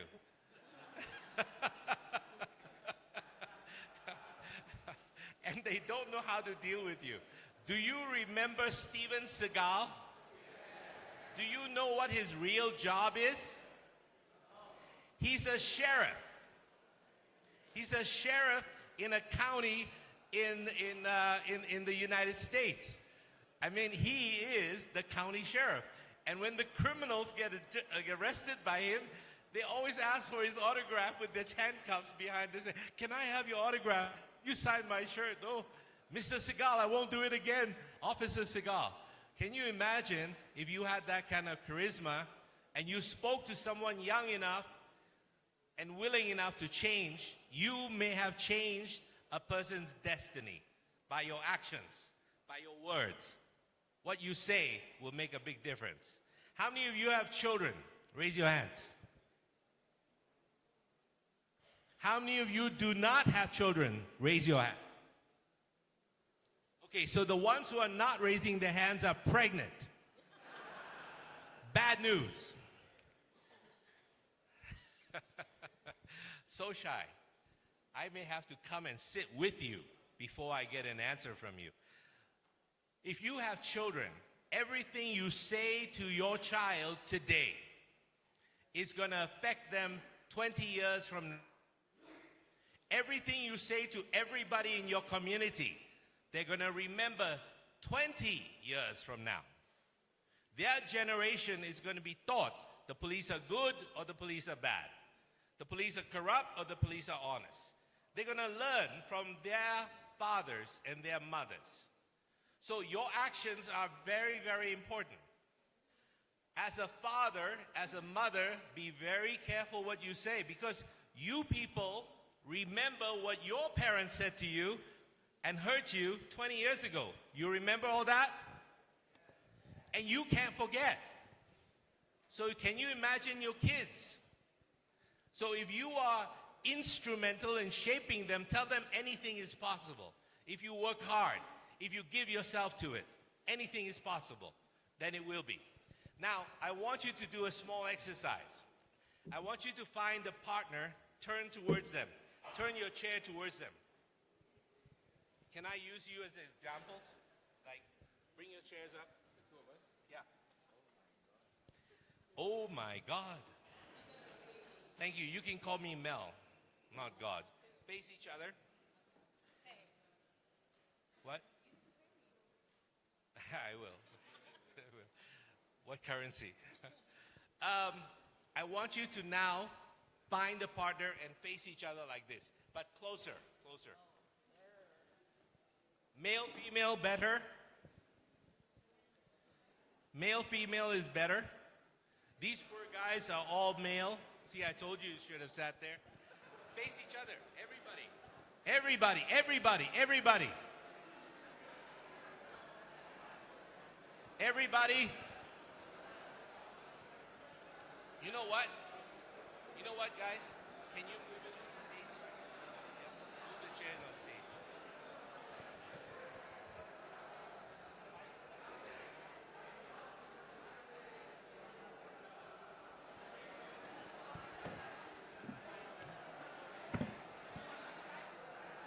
Here.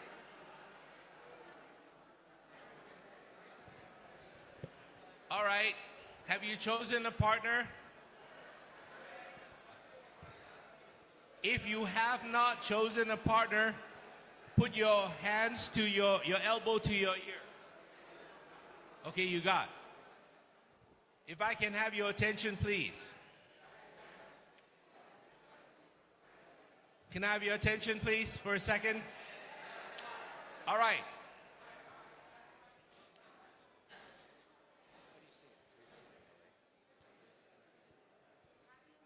Perhatian.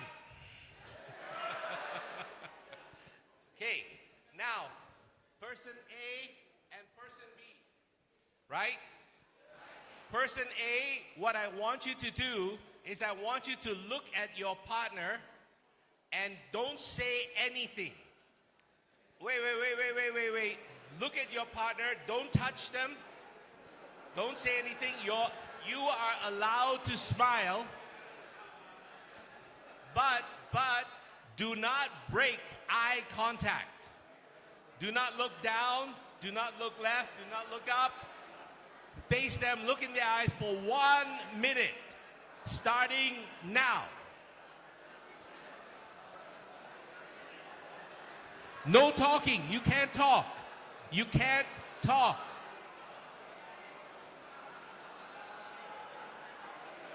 If I hear people talking, you will be my next people up there. No talking, no talking. Just look at each other. No talking. I need everybody doing the exercise. Everybody, please. Everybody do the exercise. No talking, no talking. Just look. Silent.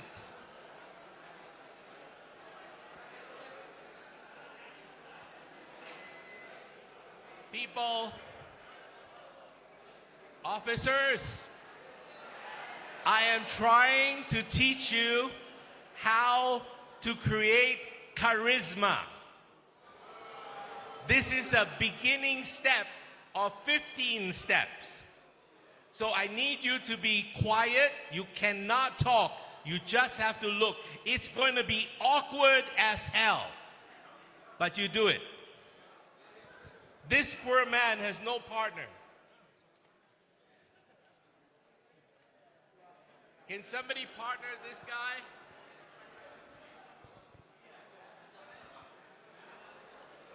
"30 seconds. Are you guys doing it? 30 seconds. Don't talk.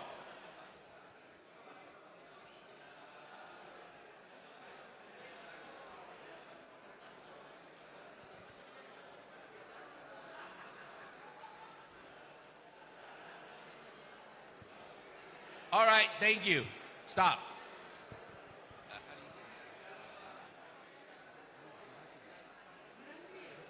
Berhenti. Say stop.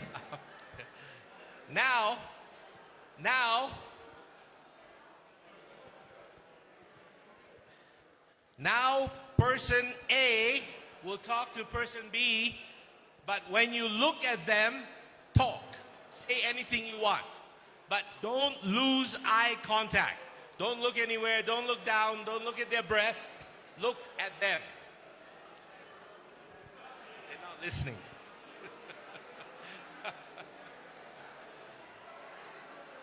And she's back. See, yeah, that's your partner. Wait. Sarah, that's your partner.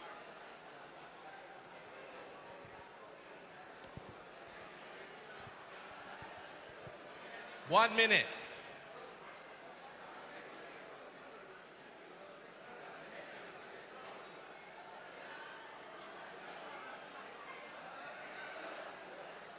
All right, stop. Berhenti. Thank you. Everybody face me. Face me. Thank you, guys. Yeah, you can sit. Yes. It's okay. We're gonna sit down. Thank you. Big hand for them. Big hand.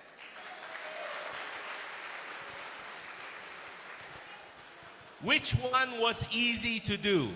The one where you did not talk or the one where you talked? When you talked. Okay.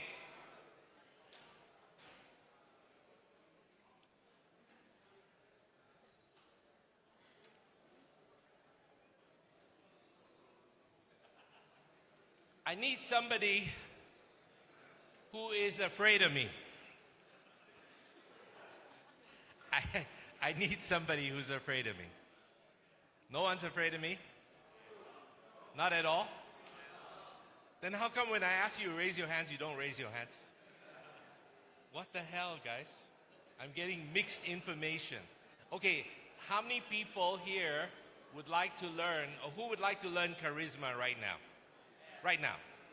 I'm using you later for another one, so you won't be dead. Yeah? Come. No, he raised your hand. You raised your hand or he did? He did. Oh, I'm sorry, I saw the wrong hand. You raised your hand in front of him, so I thought he did. Come, come. What's your name? My name is Wahyu. Wahyu. I eat Wagyu beef all the time. But it's not the same. I'm kidding. Wagyu, I want you to observe, because as police officers you got to observe, he is going to try and project his charisma onto me, and I'm going to try and feel what kind of person he is. So he's going to look at me like this so that you guys stand here. And I'm just going to watch him. He's going to project. Just project.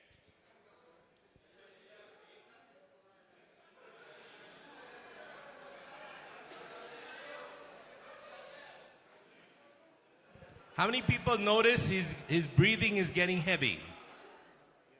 Your breathing is getting heavy. So what's happening?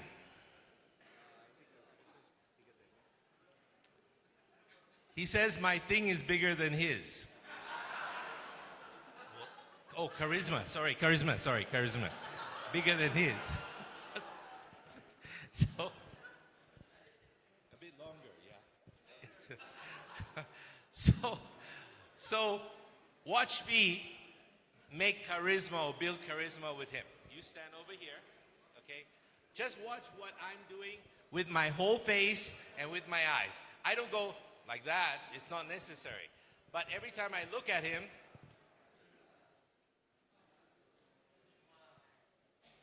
a smile opens it up. And sometimes a smile is mysterious. They said, what does he know about me? And if you're approaching criminals, they get scared. Especially when you go, and then, oh, he knows something. Somebody told him something. So if I look at him, and I am breathing the way he's breathing. So the way in which to create charisma with one person, and then I'll teach you many, is with their breathing like this, you breathe like that. Because when you start to match the breathing, you have instant charisma. Those of you who are single and trying to get a man or a woman, talk to them, smile a lot, because nobody wants to spend their life with somebody looking like that, because they have to wake up to somebody like that. But smile. And he's got, turn around, look at everybody. He's got a handsome smile, doesn't he? Now, he's going to do something that's, well, he got a little bit, because mine was bigger, my charisma was bigger than his. So, I want you to stand here and look at everybody you can, as many people. Everybody turn this way to Wahyu. Everybody. If you don't turn and look at him, you are next. I'm going to bring you up here. So I want you to look at everyone easily and breathe. While you do this, breathe. And then look at everybody all the way here. If you want to go closer, go closer. Everybody look at him. Otherwise, you are next. And I'm choosing my next victim. I'm a volunteer, sorry. Oh, you can't see him from there. Very difficult, yeah. How do you feel? Sorry. I think better than before. Yeah. Yeah. Easy. There's nothing to be afraid of. Just smile. Just smile. Just smile. And then how did you guys respond? Is he on a scale of 1 to 10, what's his charisma? How many people say 10? Raise your hands. You have no friends. How many people say 9? Raise your hands. 8, 7, 6, 5, 4, 3.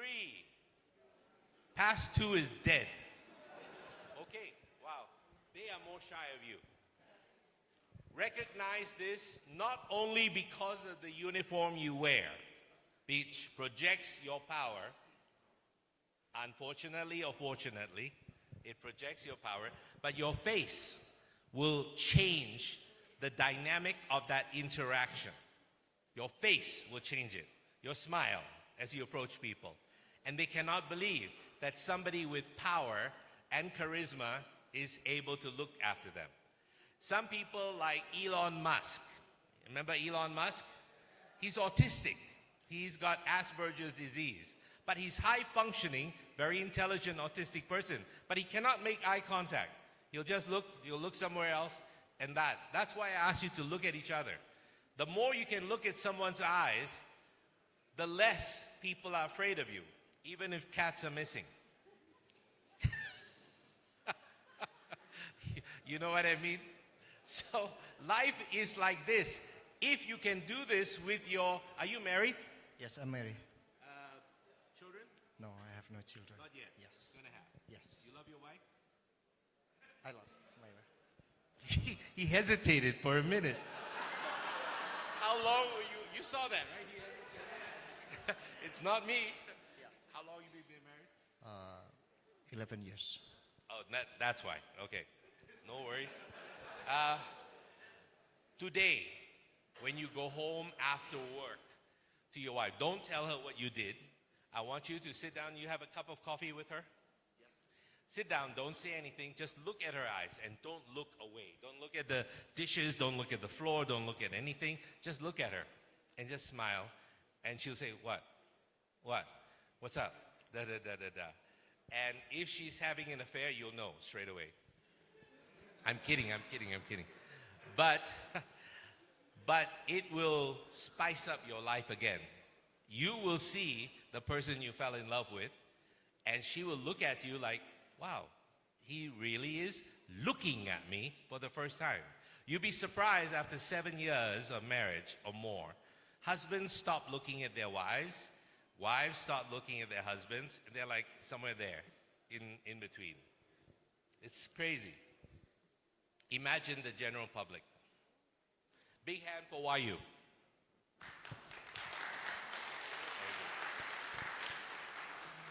Next slide. Next slide.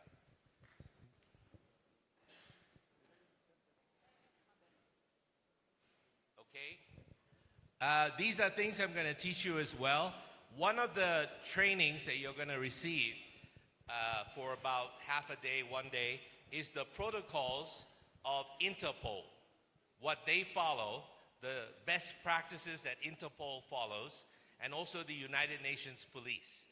So if we can instill values that they have and show you what practices they do every day, I think it will give you a framework or something from which you can build your power, your force, your ability. Next slide. Okay, what we are going to be teaching you basically is emotional intelligence. Emotional intelligence is not regular intelligence, it's the ability to assess a person's feeling, a person's state instantaneously. Part of that training, which is a benefit, and something I do in the police force in Singapore, Thailand, and the United States, but the United States I can't talk about, but with their members, is that to be able to interrogate prisoners or captives, and to be able to figure out if they're telling the truth or telling a lie. If we have time today, before the end, I'll teach you some of that. But it's a half a day, and I'll be teaching you how to know straight away if somebody is telling you the truth or telling you a lie. It's very useful. Don't use it at home because it can create problems. You will be 98% accurate. There's still the 2% that we cannot be sure about. So usually as a therapist, whenever I'm not on radio and doing it to general public, when people come to me one-on-one or couple and they need help, I usually listen to them, and about 50% of what they're saying is total bullshit. What's the Indonesian word for bullshit? Omong kosong. Yeah, total crap. Tai lembu, no? Yeah, it's total, it's terrible. And you will be able to tell when a person is talking whether they're telling you the truth or not. What incredible power you will have. But with incredible power, you must have responsibility. Don't overreact. Know the truth, smile, and do what you need to do to disarm the situation. Next slide. This is what we're going to do over the next 2 years. Next slide. We are going to do a 2-part training program coming up. I think they can't do it next month, but it'll start in June or July. And I will come to Indonesia regularly, and we will spend 3 days to 6 days at a time, 2 groups separately, 3 days. I need 3 days of your life. And we'll be able to figure out how you are going to be the trainers for all the rest of the force. Teach you about integrity, accountability, and trust. In other words, not how to project all of this, but also at the same time for you to be accountable on a daily basis so that people will be your police report. I'm trying to get in place something where your pay is related to how the people perceive you. That's useful. If the people love you, I mean, you don't bribe them to do that, but if they love you, you get higher pay. Wouldn't that be nice? If they hate you, you don't belong in the police force. You're not doing something right. So it's going to change the way people perceive you as well. Next slide.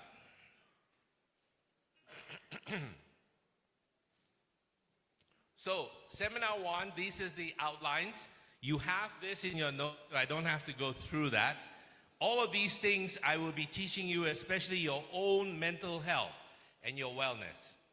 It doesn't help you if you're healthy, but OTC, Otata Center. You become a joke for everybody to look at. You become the drama queen. You become the person that everybody avoids. Oh, there's that person. Let's avoid him. Something's wrong with them. Mental sikit, you know. Also at the same time, you also need to have some exercises that you can do so that every day, how many people here live in Bandung? How many people? Just curious. Because some of you came from other places, right? So Bandungans, is that what you call it? How do you call it? Bandungi. Orang Bandung, raise your hands. Only one person? Or is everybody here from Bandung? People who are not from Bandung, raise your hands. Oh, that's too bad. It's such a beautiful place. It's so cool and wonderful and great. What a great place. If I move to Indonesia, I'll move here. It's so beautiful. You woke up today and saw the mountains. It's amazing. Next slide.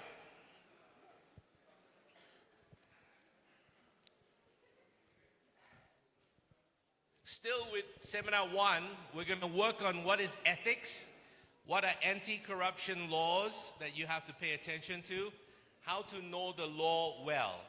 So you're going to have to learn some legal aspects of what is in your job or implicit in your job. Public trust and community engagement, there's so many ways to do with that. Next slide. Seminar 2, these are all the things we're going to do, including training the trainers. This is where we take people and decide how many of you will become trainers. There are 500,000 police officers throughout Indonesia. I cannot talk to all of them. It's not possible. I will die before I have a chance. In fact, when I came in here today and I saw the flowers, the only thing missing was my coffin. I thought I was attending my funeral here for a second. So these are some of the things that your officers are going to be learning about until they can teach you how to do all these things. It's necessary. And you have to change your way of thinking. And the way to change your thinking is not from outside in, but from inside out. Next slide. So, you have to learn, besides changing from the inside, you also have to learn how to replace some bad habits with some good habits. The bad habits sometimes make you procrastinate. The thing you want to do today, you say, I'll do it tomorrow. And so you put it in your notebook, or you say, I'll put it in my notebook tomorrow to do tomorrow. So it doesn't work. So if you could be diligent, those of you who wanted wealth, can I tell you a simple way to make wealth today? Would you like to learn? I only heard you guys talk. Nobody else mentioned. How many people in less than 5 or 6 minutes, I will teach you how to make $1 million in the next 3 to 6 months, would like me to teach you now? Raise your hands.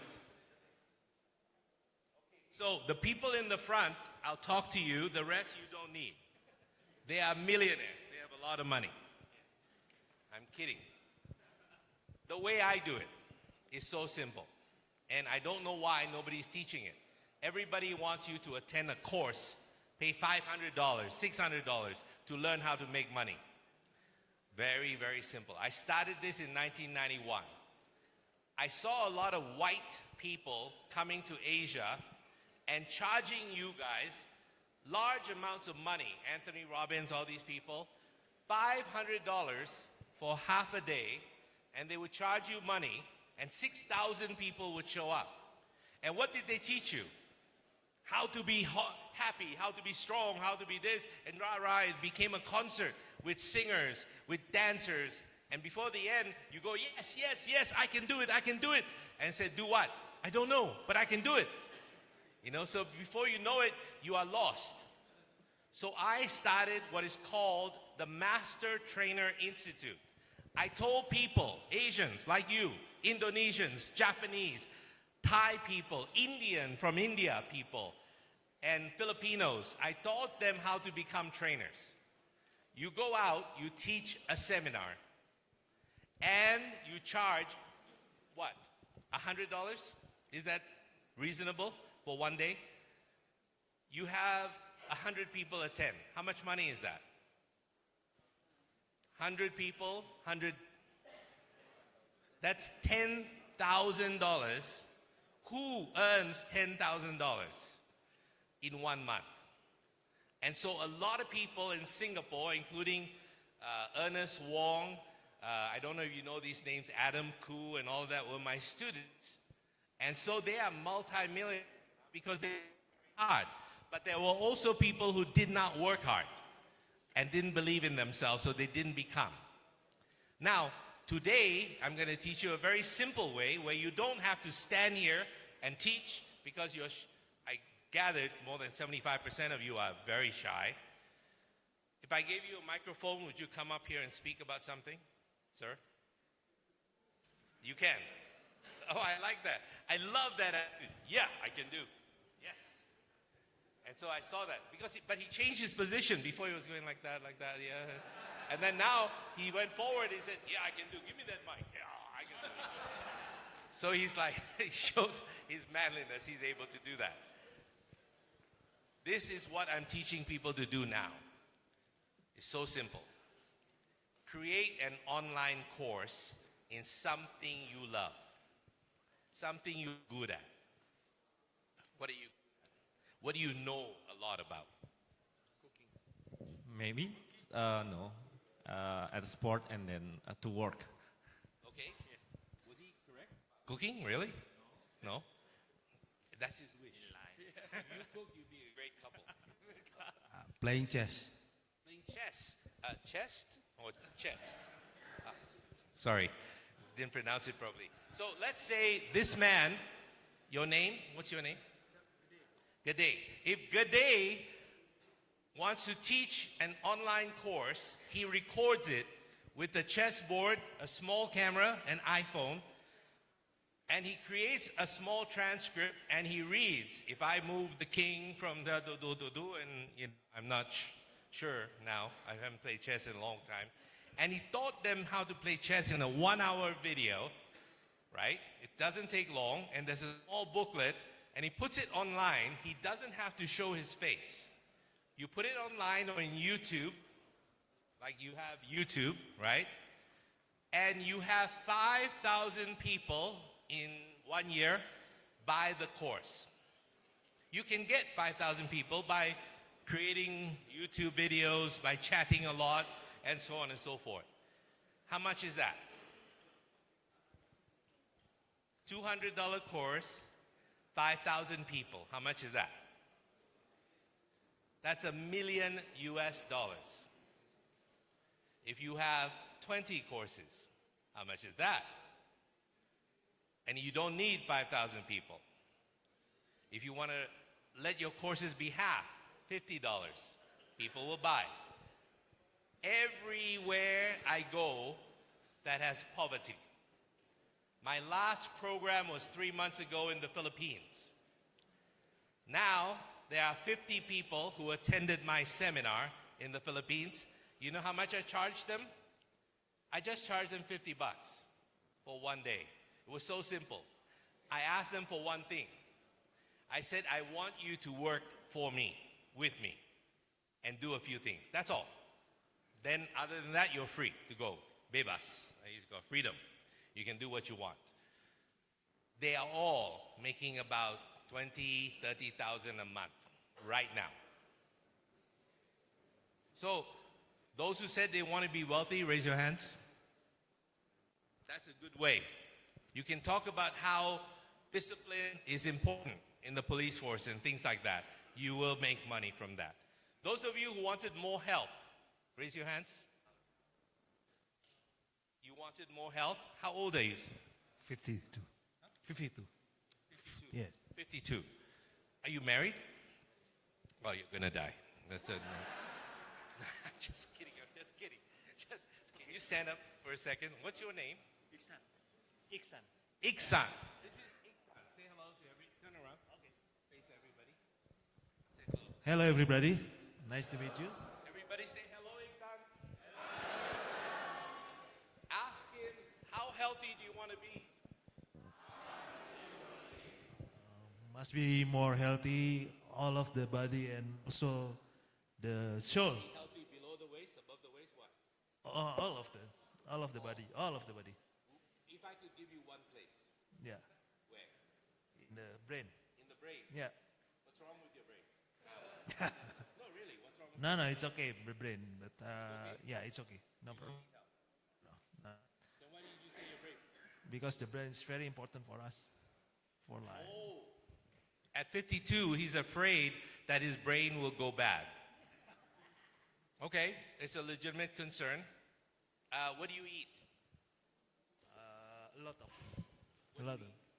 What will be for lunch? After this, what do you eat for lunch? Rice and chicken. Rice? Yes. Because it will destroy your brain. Okay. Yeah. What else? Chicken. Chicken. Yeah. What kind of chicken? Like fried chicken or something like. You are going to die. Wow. And if All the food. any oils, like seed oils, will kill you over a period of time. You will get dementia. My father got dementia because I didn't realize all the crap he was eating until I came back and saved his life, and he lived another 10 years. He had dementia. It went away because of what I give him. Coconut oil is very good for you. The most powerful thing you can put in your body. avocado oil, cooked with avocado oil or olive oil, and manteiga, butter, is the best thing for your body. The reason why stupid doctors tell you don't eat so much butter because of cholesterol, your brain lives on cholesterol. 70% of your brain is cholesterol. So when you cut out cholesterol, cut out eggs, cut out all of that, you don't have health anymore. And the one thing I want you to tell me on a scale of 1 to 10, this is very happy, this one is I want to die. Where are you? 1 to 10. 8. You're 8. Yeah. How come not 10? Oh, there's still 2. Really? Okay. How many people are like him? 8. Happy. Happiness scale. How many people higher? Wow. Wow. How many people 10? Am I the only one? Wow. Okay. What if I told you that you are going to die next week at this same time? No symptoms, exactly this time, you're just going to go, hello, that's it, dead. Would you live your life differently? You know one of the things you'll do? You will stop arguing with people because that's a waste of time. So what if you're right? So what if they are right? Who cares? So listen, and people want you to listen all the time. You have 2 ears and 1 mouth.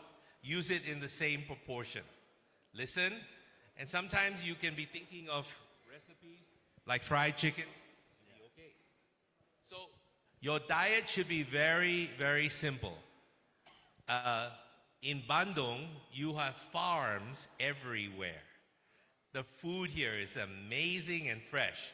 You go to Jakarta, you are going to die because of the food. And heart attack is the most terrible thing on earth for people to have. So eat simply, and I want your 8 to be 10. Is that possible? Yes, possible. Now, what needs to change to make it 10?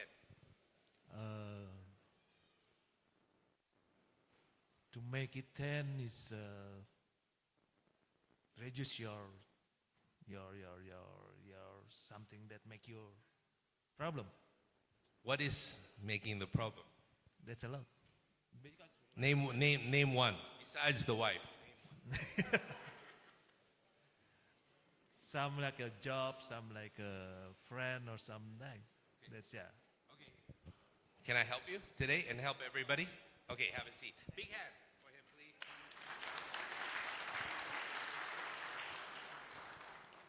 Remember what I told you about a problem versus a situation? The situation now is he's at an 8, he wants to be a 10. But there's so many things that must be correct before he becomes a 10. You are the same. You will think on a piece of paper and go home and write this. Write on a piece of paper the 10 things that are holding you back from becoming a 10 very happy. What are they? And then you'll notice that these are situations in your life. Usually you created them, and that you can change these situations. And then you'll notice a difference. So let's help him. This is a psychological process, so I think I need you to take one of those chairs that are up there. Come with me.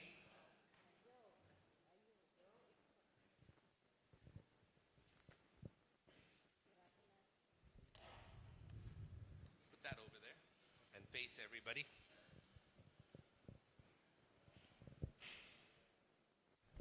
Okay.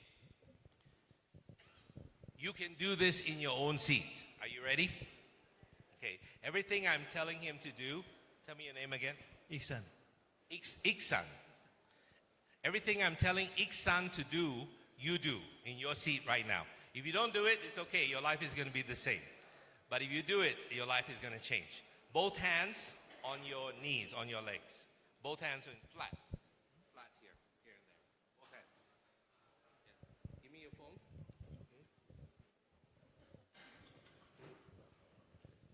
a medical doctor? Why are you holding on to your phone like that? Your phones are the problem also. Yeah, put your hands here, flat. Everybody put your hands flat on your thigh, just like this. So, Iksan, are you right or left-handed? Right-handed. If you are left-handed, everything I'm telling him to do, you do the opposite side, right? I'll give you an example. I want to see, and we did this exercise as well with you. I want you to imagine with your eyes closed, but not now. When you form an image of you as a child, I want you to do this with your hand. Look at the hand. I want you to close your eyes and point where you are forming the images. Ready?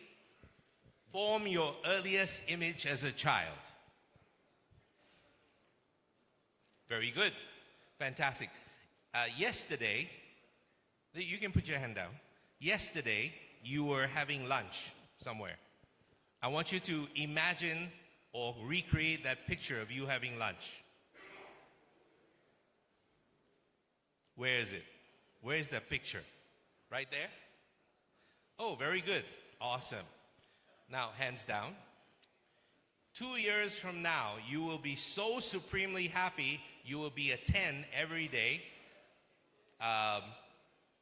Minus the wife, of course, but you'll be 10 every day. And I want you to form a picture 2 years from now of you being so incredibly happy you cannot wait to wake up every day and meet the day. Form a picture of that and tell me where it is. Okay. So, because he's right-handed, most people who are depressed, most people who have a serious depression, critical depression, would describe what he described just now. This is clinical depression. So what I'm going to do is undo it, and you're going to do the same. Imagine that there's a steel bar in front of you. Eyes open. Steel bar about this level. All right? Now, I want you to imagine you as a child when you had how old were you when you formed that image? 10. 10. I want you to take that image and put it on the steel bar here in front of me. Take it, move it there, okay? It's right on the steel bar. You do the same if you're right-handed. If you're left-handed, do the opposite. Now, yesterday's lunch, I want you to put it on the steel bar in front of you. Okay? In front of you, right in front of you, yeah. Great. And that thing about your future, 2 years from now, super happiness, take that picture and put it here, on that steel, that side. Got it? Okay, now I want you to weld or super glue or paste or nail that image, those images to the steel bar so they cannot move. Right, so put it down, yeah, on the steel bar, glue it to it, glue it tight. No, keep it there. Keep it there, glue it tight. Boom. Now glue this one, yesterday's lunch, here in front of you. Glue it tight. And here, when you're 10 years old, glue that tight. Okay? Now, I'm going to bend the bar a little bit to see if it works, hands down. And is it still in place if I bend the bar? All the pictures are in place? Now, this will look like magic, but it's not. It's just how your brain is organized. Because you're so used to thinking negative thoughts. You're so used to thinking painful thoughts. You're so used to thinking pain and suffering that you start to create and rewire your brain in a very non-productive way. So, I want you to take a look at everything your whole life. Yeah? The future, the present, and the past here. How cool is that? Now, eyes open, look at everybody for a second. And take a deep breath. This is a permanent condition. I want you to imagine what you're going to be doing this afternoon. Just imagine. Eyes open, eyes open. Does it feel somehow lighter, happier, more fun? Yes, What is the change? because It's more heavy. So he cannot explain it, but somehow emotionally, today in the afternoon, and also at the same time, tomorrow, Iksan, this will stay with you for the rest of your life. Is this useful? Yes. And is the steel rod is a timeline. And a person's timeline, when permanently arranged like this and reinforced, will make you a happy person. In 2 or 3 weeks, you will become Buddha. Literally a calm person, happy person. Like this lady told me a few nights ago. Was it a couple of nights ago? She accepts everything. And she said it in Bahasa. The word you used. What did you say that word was? Ikhlas. Ikhlas. Did you get it? Ikhlas. So she has ikhlas. Stand up, face everybody. A few nights ago in Jakarta, I met her. I was listening to her because she's got a lot of things happening in her life that are not pleasant. But she goes, ikhlas. She accepts it. So I don't have to teach her much because she's already teaching her children. She has 5 children. The eldest is 20? Yes. 20 years old. Does she look like it? Look at the face. Look at the face. This is what ikhlas gives you after many years. If you want to continue the way Iksan does it, you're going to look like him tomorrow. I'm kidding. Big hand for him, please. Big hand. And big hand for her. Thank you. So he has just started his journey. And those of you who did this exercise, I will be working with you on how you can train your people to do the same thing. It will change the way you feel. Your children, your wives, your husbands, your family, your mother, your father. Next slide.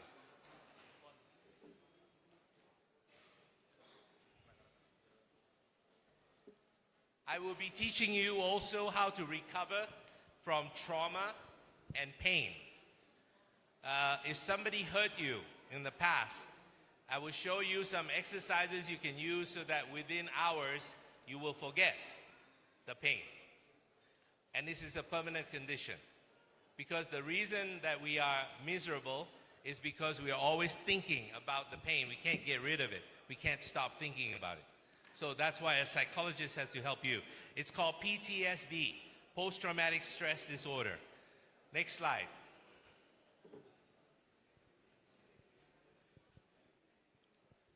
I will be giving you a whole bunch of train-the-trainer programs. You will take it with you, manuals, projects, workbooks, and you will use it in your programs. Next slide. And then we begin a discussion with people about how to identify the KPIs. Next slide. So this is what the roadmap looks like. It will look somewhat like this. It will take approximately 12 months for me to do what I need to do, and 2 years for it to become powerful.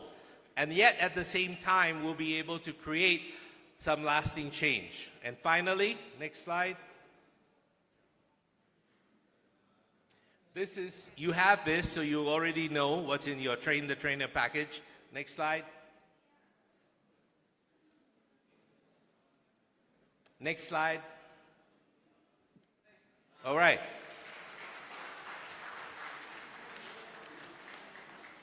You heard me say OTC, Otata Center. Did they give you this piece of paper? Where am I? Oh, okay, you have a soft copy of this. It's called Cognitive Distortions. This is what psychologists use to be able to figure out when somebody is talking a certain way, you hear them, and you know that something is not right. You'll be surprised that 90% of the world communicates like this, including your family members, your lovers, husband, your wife, your children. And if you can change all of these, you got mentally healthy people. Is that useful? Good. So before we go to the questions and answers, I want to tell you how easy it is to fool your mind. How many people here are good in mathematics? Raise your hands. When you hear the word math or mathematics, you get scared? I get scared. Yeah, same. It's a normal fear, mathematical phobia. But I want you to work a question for me. I want you to solve this in your head. 3 men book into a hotel. Oh, by the way, if you get this correct, people, yes, the leaders that are not listening, are they? Hey guys, we'll talk about each other's girlfriends later. Yeah, I know there are problems. You send them to me, I'll fix them. Okay, no worries. But I need you involved. Okay, so 3 men book into a hotel in Bandung. The hotel was $30. So the men said, let's save some money. Let's share the cost of the hotel. So how much did each one pay? $10. Thank you very much. They went to the room, and the porter, the guy who carries the bags, was talking to the receptionist, and the receptionist says, I made a mistake. The room is $25. So can you give the $5 back to the 3 men? And the porter was afraid of mathematics as well. He said, I don't know how to divide 5 by 3. So he took $2 and he put it in his pocket, and he gave each of the men $1 back. Each of them paid $10 and each got $1 back. So how much did each pay? $9. 9 times 3 is 27. Plus the $2 is 29. What happened to $1? The brain is so easily fooled. I gave you a straightforward question. 3 men paid $10 each. For the hotel, they got $1 each back, so each one paid $9. The porter kept $2. 9 times 3 is 27. 27 plus 2 is 29. What the hell happened to $1? The mind, when you follow the logic of a person who's not sound, you can lose yourself.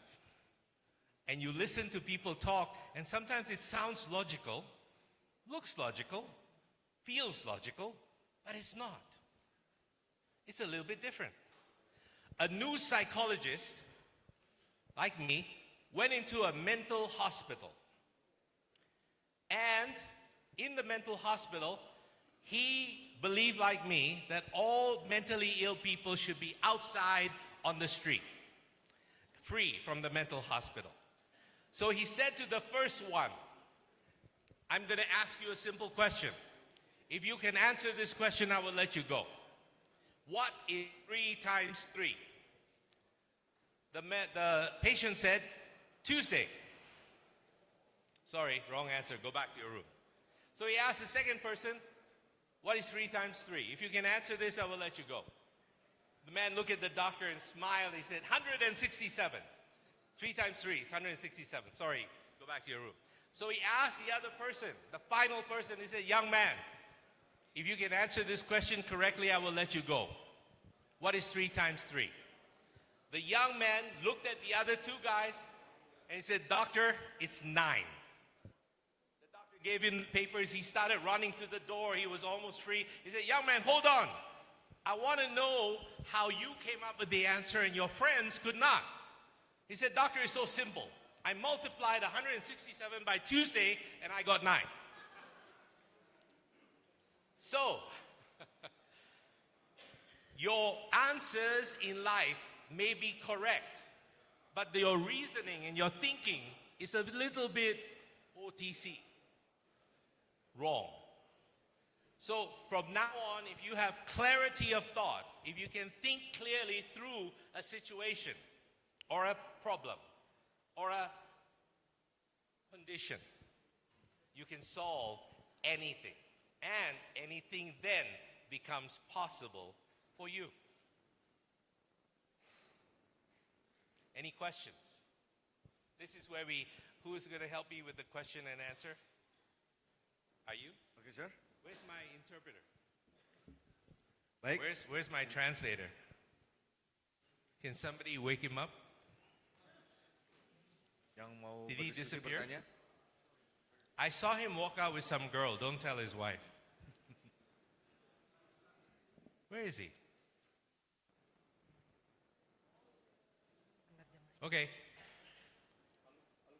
You do it? Okay, good.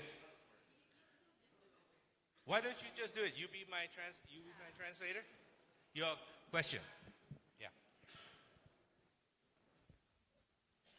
Why you always interpret that married men not happy? Not, yeah. I'm married and I'm happy. You are happy? Yes. How long have you been married? About 11 years. 11 years. Yes. Two? Your wife is everything you dreamed about? Yes. Is she obedient? No. She doesn't obey? We are a free human. I can understand her and she can understand me. Yes. Yeah. Who is the one who gives it? Always they can give each other. They can give it? Yes. Wow. This one man is the exception. Everybody, if you want a happy marriage, what's your name? I'm Awi. Awi. Look for Awi. Awi has no Awis in his marriage. It doesn't hurt. So he is doing something right. Find somebody who's doing something right and ask them, tell me what you're doing. But you have to be careful because I think there was a man who was walking out and his wife was looking glum. He's coming to work to the Indonesian police one day, to the headquarters. And then the wife looks at the neighbor, and the neighbor is also coming out, and they look so happy. I think it's Awi's neighbor actually. And Awi was kissing his wife. And the other man complained. He said, "Why can't you do that? You never do that." So he said, okay. He puts his bag down, goes to the other person's wife and kisses her. That's a bad joke, but anyway. Any other question? Good question, by the way. And you are a model to follow. Everybody get to know him. Oh, by the way, every time I say what I say, it's 80, 90% true. Not always 100%. Yeah. There are happy people who are alone and doesn't need anyone as well. Exception? I have been alone for a long time. Sorry. Share with everyone. The key is I support her hobbies and she support my hobby. Nice. Yes. What is a hobby? I do motorcycle hobby. Yes. And shopping hobby for her. And hers is shopping. Okay. Right. It's a very useful hobby. He has motorbikes. So he's on the motorbike and gone half the time. So that's useful for her. So he can go shopping. Very good.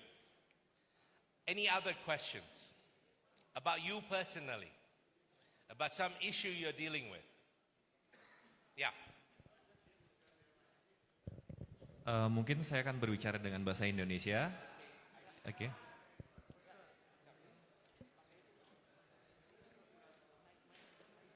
Oke. Okay, I will introduce myself. My name is Rudy Priyosantoso. Yeah. Okay.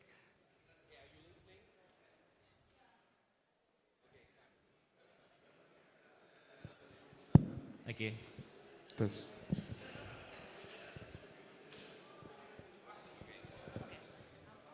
Oke, nama saya Rudy Priyosantoso, saya dari Serdik Sespimen Pokjar 23. Okay, his name is that I can't.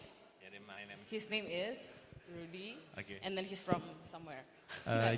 Jadi begini, untuk pertanyaannya sebenarnya hal yang simple. Karena kalau tadi Pak Jill bicara terkait dengan masalah kehidupan itu kan selalu berorientasi pada pola pikir. Stop. So he said that every time that you said something about the problem in the life, it's always started from the brain. It stemmed from the brain. Ya, dan selama kami, mungkin sebagian orang dari kami juga merasakan hal yang sama ketika kita berdinas, sudah lebih dari 10 tahun masa dinas dan kadang. So they also have the problem when they do their jobs and their profession for more than 10 years.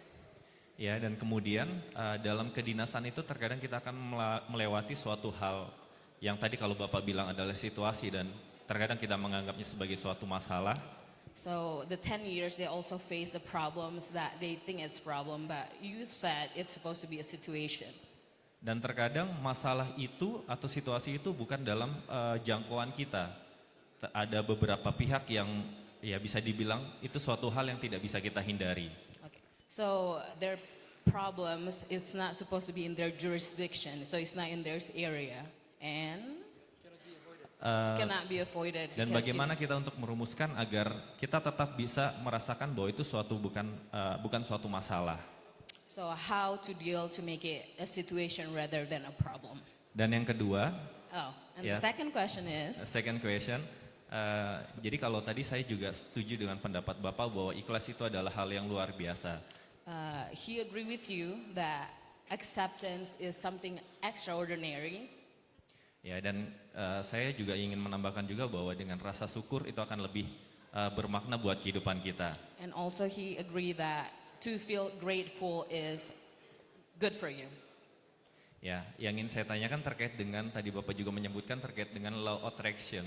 So he want to ask about the law of attraction. Can I answer your two other questions first? Yeah, this is only two. So only two questions. It's only two. So the question is just the question is law only of the law of attraction about attraction. our life. Bagaimana konsepnya dan bagaimana itu bisa benar-benar terjadi dalam kehidupan kita. Terima So kasih. he's gonna ask the concept and how you apply in real life. So not just concept, not theory. Okay. Good question. Thank you. If I remember, because there were so many questions in there and statements, you wanted to know that sometimes, look, when I say that anything is possible, some things are not possible. You cannot fly like a bird. It's not possible. True? So you try to jump off a building, you have consequences. You will fail and you will die. Not everybody can be astronauts. Only a handful. Unless you're Katy Perry, then, that's a different story. You have $1 million to go in space and come back. So when you are police officers, your job is not the easiest job in the world. It's not easy. Every day you have to stop yourself from killing somebody. Every day you are responsible for the general public's view of every one of your comrades. Not easy. It's not simple. Like his life, or his life, or her life, or her life. It's not simple. But within that framework of your life and the difficulties, how you react to a situation is very important. You can react badly with no wisdom, or you can react with complete wisdom or ikhlas, and there's a balance. You can't go all stupid and say, everything is possible. It's not. You look very stupid at the end. So there are moderating factors. Everything is moderated. So within boundaries, choose your reactions wisely. because it will have consequences. And as far as the feeling is concerned, it's your attitude. If you knew that you were going to die in a week, does that situation matter? It doesn't. If you knew that,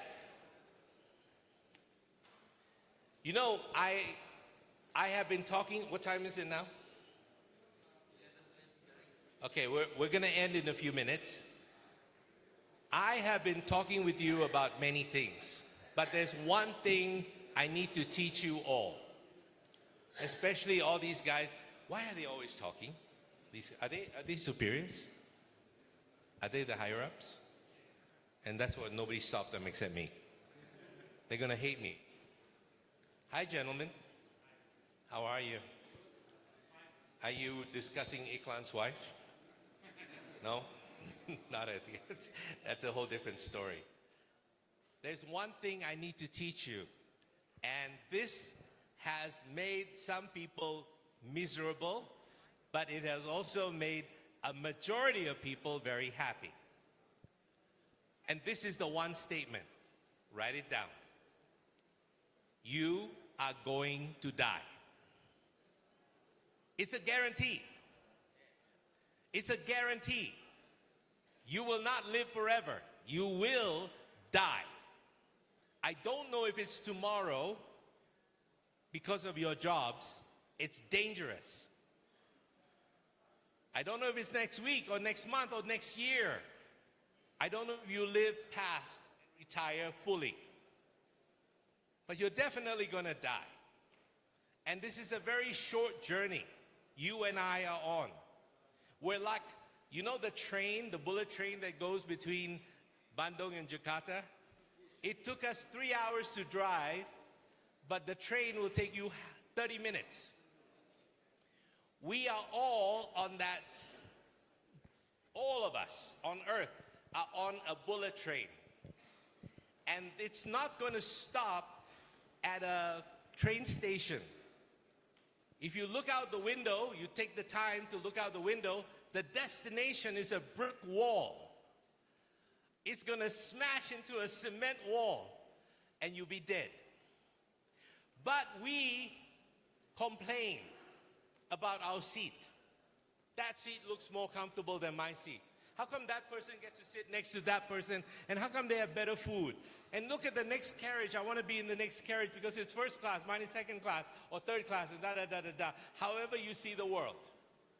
But if you have what this lady has, which is acceptance, work towards a better place, work towards sitting in a better seat. But recognize that this destination is the same.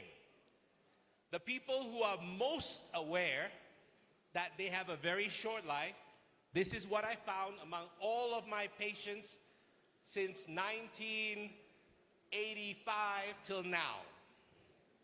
It tells you how, yeah, they have the big picture. They're paying attention to the fact that their journey ends. So they hold on to less people. They hold on to less things. They enjoy things, but they don't accumulate it because it's never going to be enough. The people that I counsel, the billionaires, who have so much money, you cannot imagine how much money these people have. They don't have enough. Mel, I need to have more just in case. Just in case this investment goes down, just in case that happens. And after I'm done with them, after 2 weeks, they're a different life. They now give away half their wealth because it's not that important anymore. Because they suddenly woke up to the fact that they're on a bullet train heading towards a brick wall. So, you guys are in such a precarious position that my job is really not to change you. My job is to change the public perception of you. But I need your cooperation. I need your help. Because I can't do it alone. Can I change you if you don't want to change? Cannot. Not possible. Can I change you if you don't want to change? Where's your past picture? Point it up. Where's your present? Where's your future? Yeah. Think about next week what you're going to do. Don't tell us. Think about next week what you're going to do. and tell me how you feel about next week. It's very happy, and it's very excited because I need 5 sentences, not 1 word. okay. So next week I will go to somewhere to going abroad. Say it in Bahasa, I'll try to understand. Oh, okay. You try to explain. Oke, minggu depan saya akan pergi ke luar kota. Oke. Oke, minggu depan saya akan keluar kota. Saya akan bertemu sama beberapa rekan bisnis bersama partner saya juga, dan kita akan mempelajari untuk berbisnis di sana. Di Malaysia kita rencana pergi ke sana. And how do you feel about all that? Oh, very excited. Very excited. Very excited. How did you feel before you met me about that? Face them. Feel normal lah. Not too excited, not too, yeah. Just kind It's of good. dull, da-da-da. Yeah, it's correct. Thank you. Is this gentleman happier? How many people say yes, I'm much happier? All because he changed his perspective in time. When you work with me, we'll work with your perspective and how you see your children, your spouses, your husband, your wife, and how you see your father, your mother, and maybe you can even help your relatives, your mother, your father, your grandfather, your children. If you can make your children possibility thinkers, they become superheroes. There's nothing they cannot do. And they won't be miserable half the time. How many people have children? I know this lady is 5, but she doesn't raise her hand because she's expecting another one. I think. No, just kidding. Sorry. Your children are the future of Indonesia. They are going to look to you like the models that you are. And even if you don't teach them, they will watch, they will listen, and they will become you or your wife and your wife in the future. So be careful what comes out of your mouth. Everything is important. But you have to remove from yourself, if you want to be happy from today, and you want to be happy with your spouse, remove one of the 7 deadly needs, and that's the need to be right. When you argue with someone, why? Why do you argue? Why do you argue? Because you're right, they're wrong. Let them be right for a change. You're playing chess with me, right? And if I win all the time, you don't want to play with me anymore, would you? What for? It's no fun. So allow people to have more fun so that they have more fun with you. Does that make sense? Yeah, a lot of sense, common sense. My book will be in Bahasa, both books, Uncommon Sense as well as every technique I'm telling you about is in those books, and mind frames, to change your mind frames. Pak Bazuki is responsible for the Gramedia connection and all of that. My book is in 39 languages, and the film is in YouTube also as well. So it's free. And I think it is in Bahasa. I'm not sure. Go to the Meta Secret Full. Angga will send a link to everybody so you can watch it. It's free. I gave it away free for the world. And the next one also will help. Any other questions about your mind, about your emotions, about a problem you're dealing with? Oh, sorry, that's a question. Any more questions? In case you didn't know. Any more questions? Okay, with that, what is the next step? They got no more questions. Oke, ada yang mau Ada yang bertanya bertanya lagi? kembali? Cukup. What did they say? No. They really say? Did you guys really say enough? I'm gonna slap you to death. Just, but yeah, okay. Okay, good. Thank you. Thank you for that vote of confidence. Okay. Finish? Oh, no.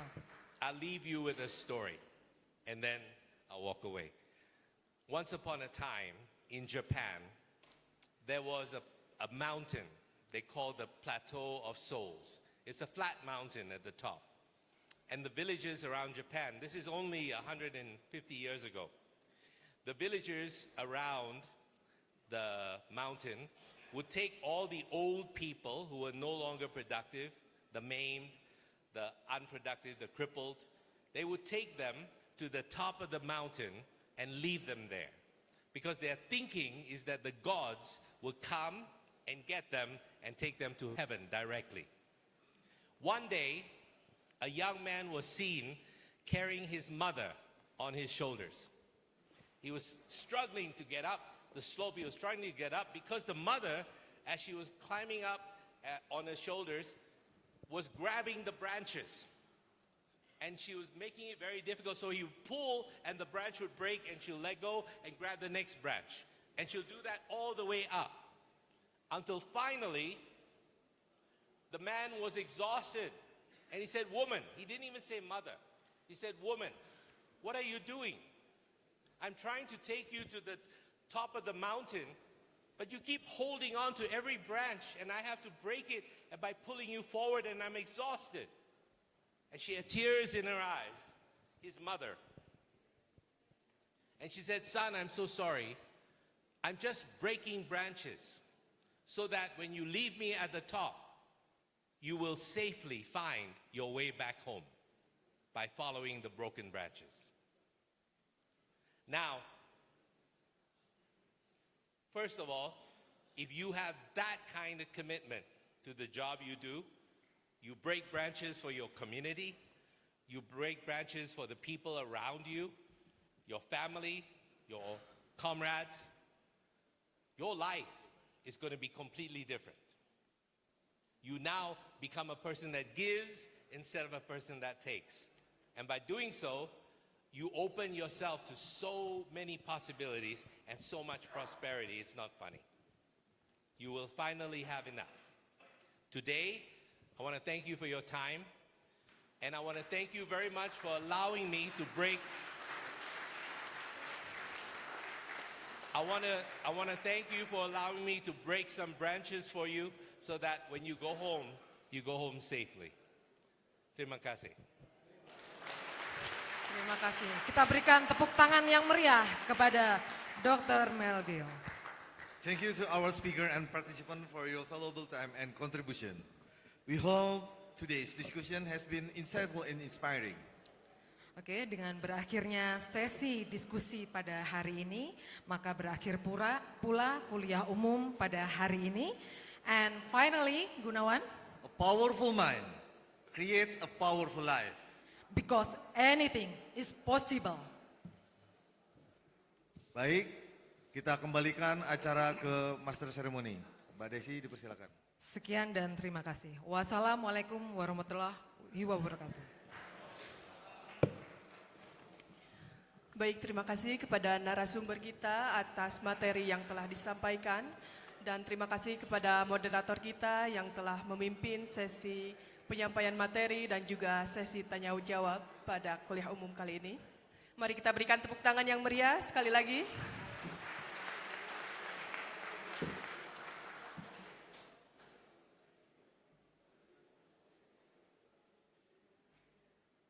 Mohon izin kami persilahkan kepada Mr. Basuki untuk menyampaikan beberapa poin pada hari ini. Kami silakan. Assalamualaikum warahmatullahi wabarakatuh. Rekan-rekan saya hormati. Saya baru dengar dari Pak Jawari bahwa ada moto di sini. Izin Pak, motonya Pak. Bahagia, jiwa, dan raga. Mungkin kalau boleh saya menyumbang satu tuh untuk rekan-rekan. Sekarang mungkin kalau kepake nanti selamanya. Motonya itu ada sesuai dengan profesinya, sesuai dengan pelayanan masyarakat, protect and serve, yaitu kujaga, dan kubela.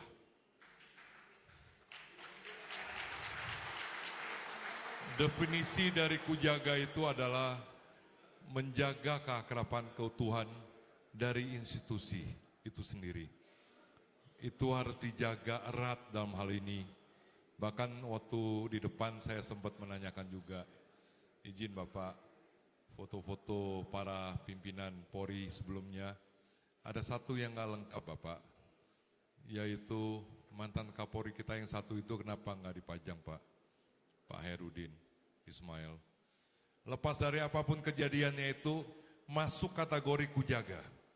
Beliau itu dari karir rendah, dari karir sampai puncaknya. Apa itu bukan politik, adalah sesuatu yang diberikan oleh negara. Maka itu moto kujaga itu termasuk itu, siapapun adalah kesatuan dan persatuan institusi, itu moto kujaga, definisi dari kujaga. Kubela dalam arti membela keutuhan keadilan hukum dalam masyarakat itu sendiri, dan membela kaum yang memerlukan services dari aparat kepolisian. Jadi mungkin kata dua ini hanya masukan dari saya, definisi kubela dan kujaga, mungkin semangat kita semua atas pertemuan hari ini, dan insya Allah ini akan dipakai untuk selamanya. Kalau diizinkan izin Bapak Jawari, kita bersama-sama kita menyebutkan moto 2 ini untuk semangat kita hari ini. Mudah-mudahan akan dipakai selamanya. Kubela dan kujaga. Terima kasih. Assalamualaikum warahmatullahi wabarakatuh.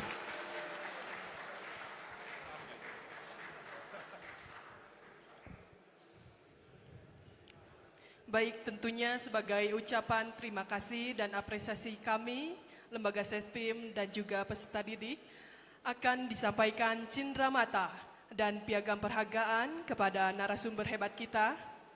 Mohon izin berkenan kepada narasumber untuk menuju ke depan panggung untuk menerima cindramata dan juga piagam penghargaan.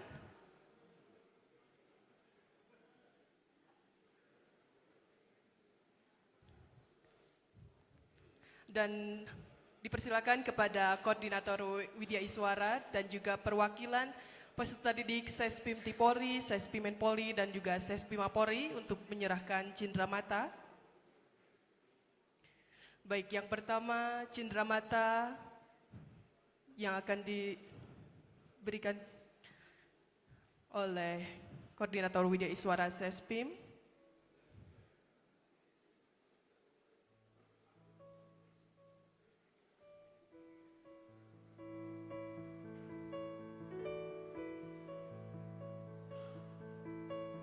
Baik, selanjutnya piagam penghargaan. Piagam penghargaan ini merupakan apresiasi kepada narasumber atas kontribusi dan partisipasi dalam kegiatan kuliah umum ini.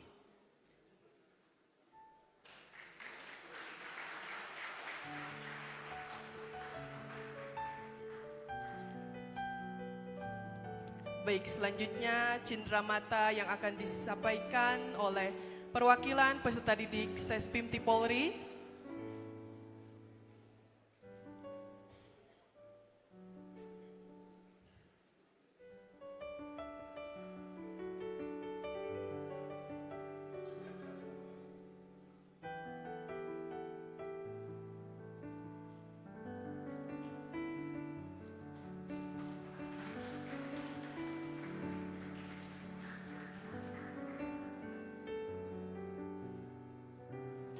Baik, selanjutnya cindramata yang akan disampaikan oleh perwakilan peserta didik Sespim Menpolri, kami silakan.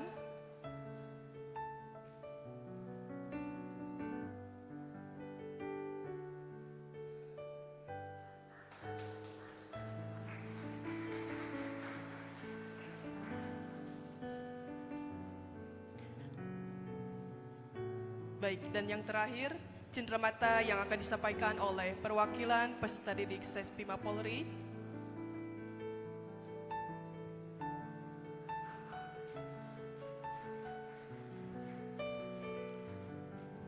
Baik, mari kita berikan tepuk tangan yang meriah atas penyampaian cenderamata yang telah dilaksanakan. Dan mohon izin berkenan dilanjutkan dengan sesi foto bersama. Kami persilahkan kepada peserta didik untuk berdiri di tempat duduknya masing-masing. Dan kami undang kepada Koordinator Widya Uswara untuk bergabung bersama narasumber.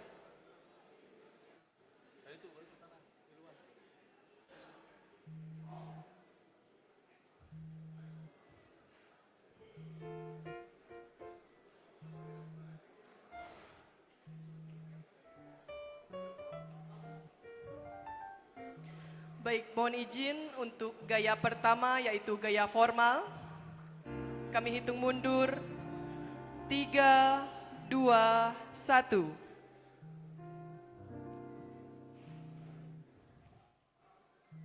Baik, untuk gaya kedua yaitu salam komando. Kami hitung mundur. 3, 2, 1. Baik, terima kasih. Mari kita berikan tepuk tangan yang meriah atas pelaksanaan sesi foto bersama. Dan demikianlah seluruh rangkaian acara telah kita lewati bersama. Kami aturkan terima kasih kepada narasumber hebat kita hari ini. Serta kami aturkan terima kasih kepada seluruh hadirin sekalian. Dan permohonan maaf bila terdapat kekurangan selama acara berlangsung. Akhir kata, wabillahi taufiq wal hidayah. Wassalamualaikum warahmatullahi wabarakatuh.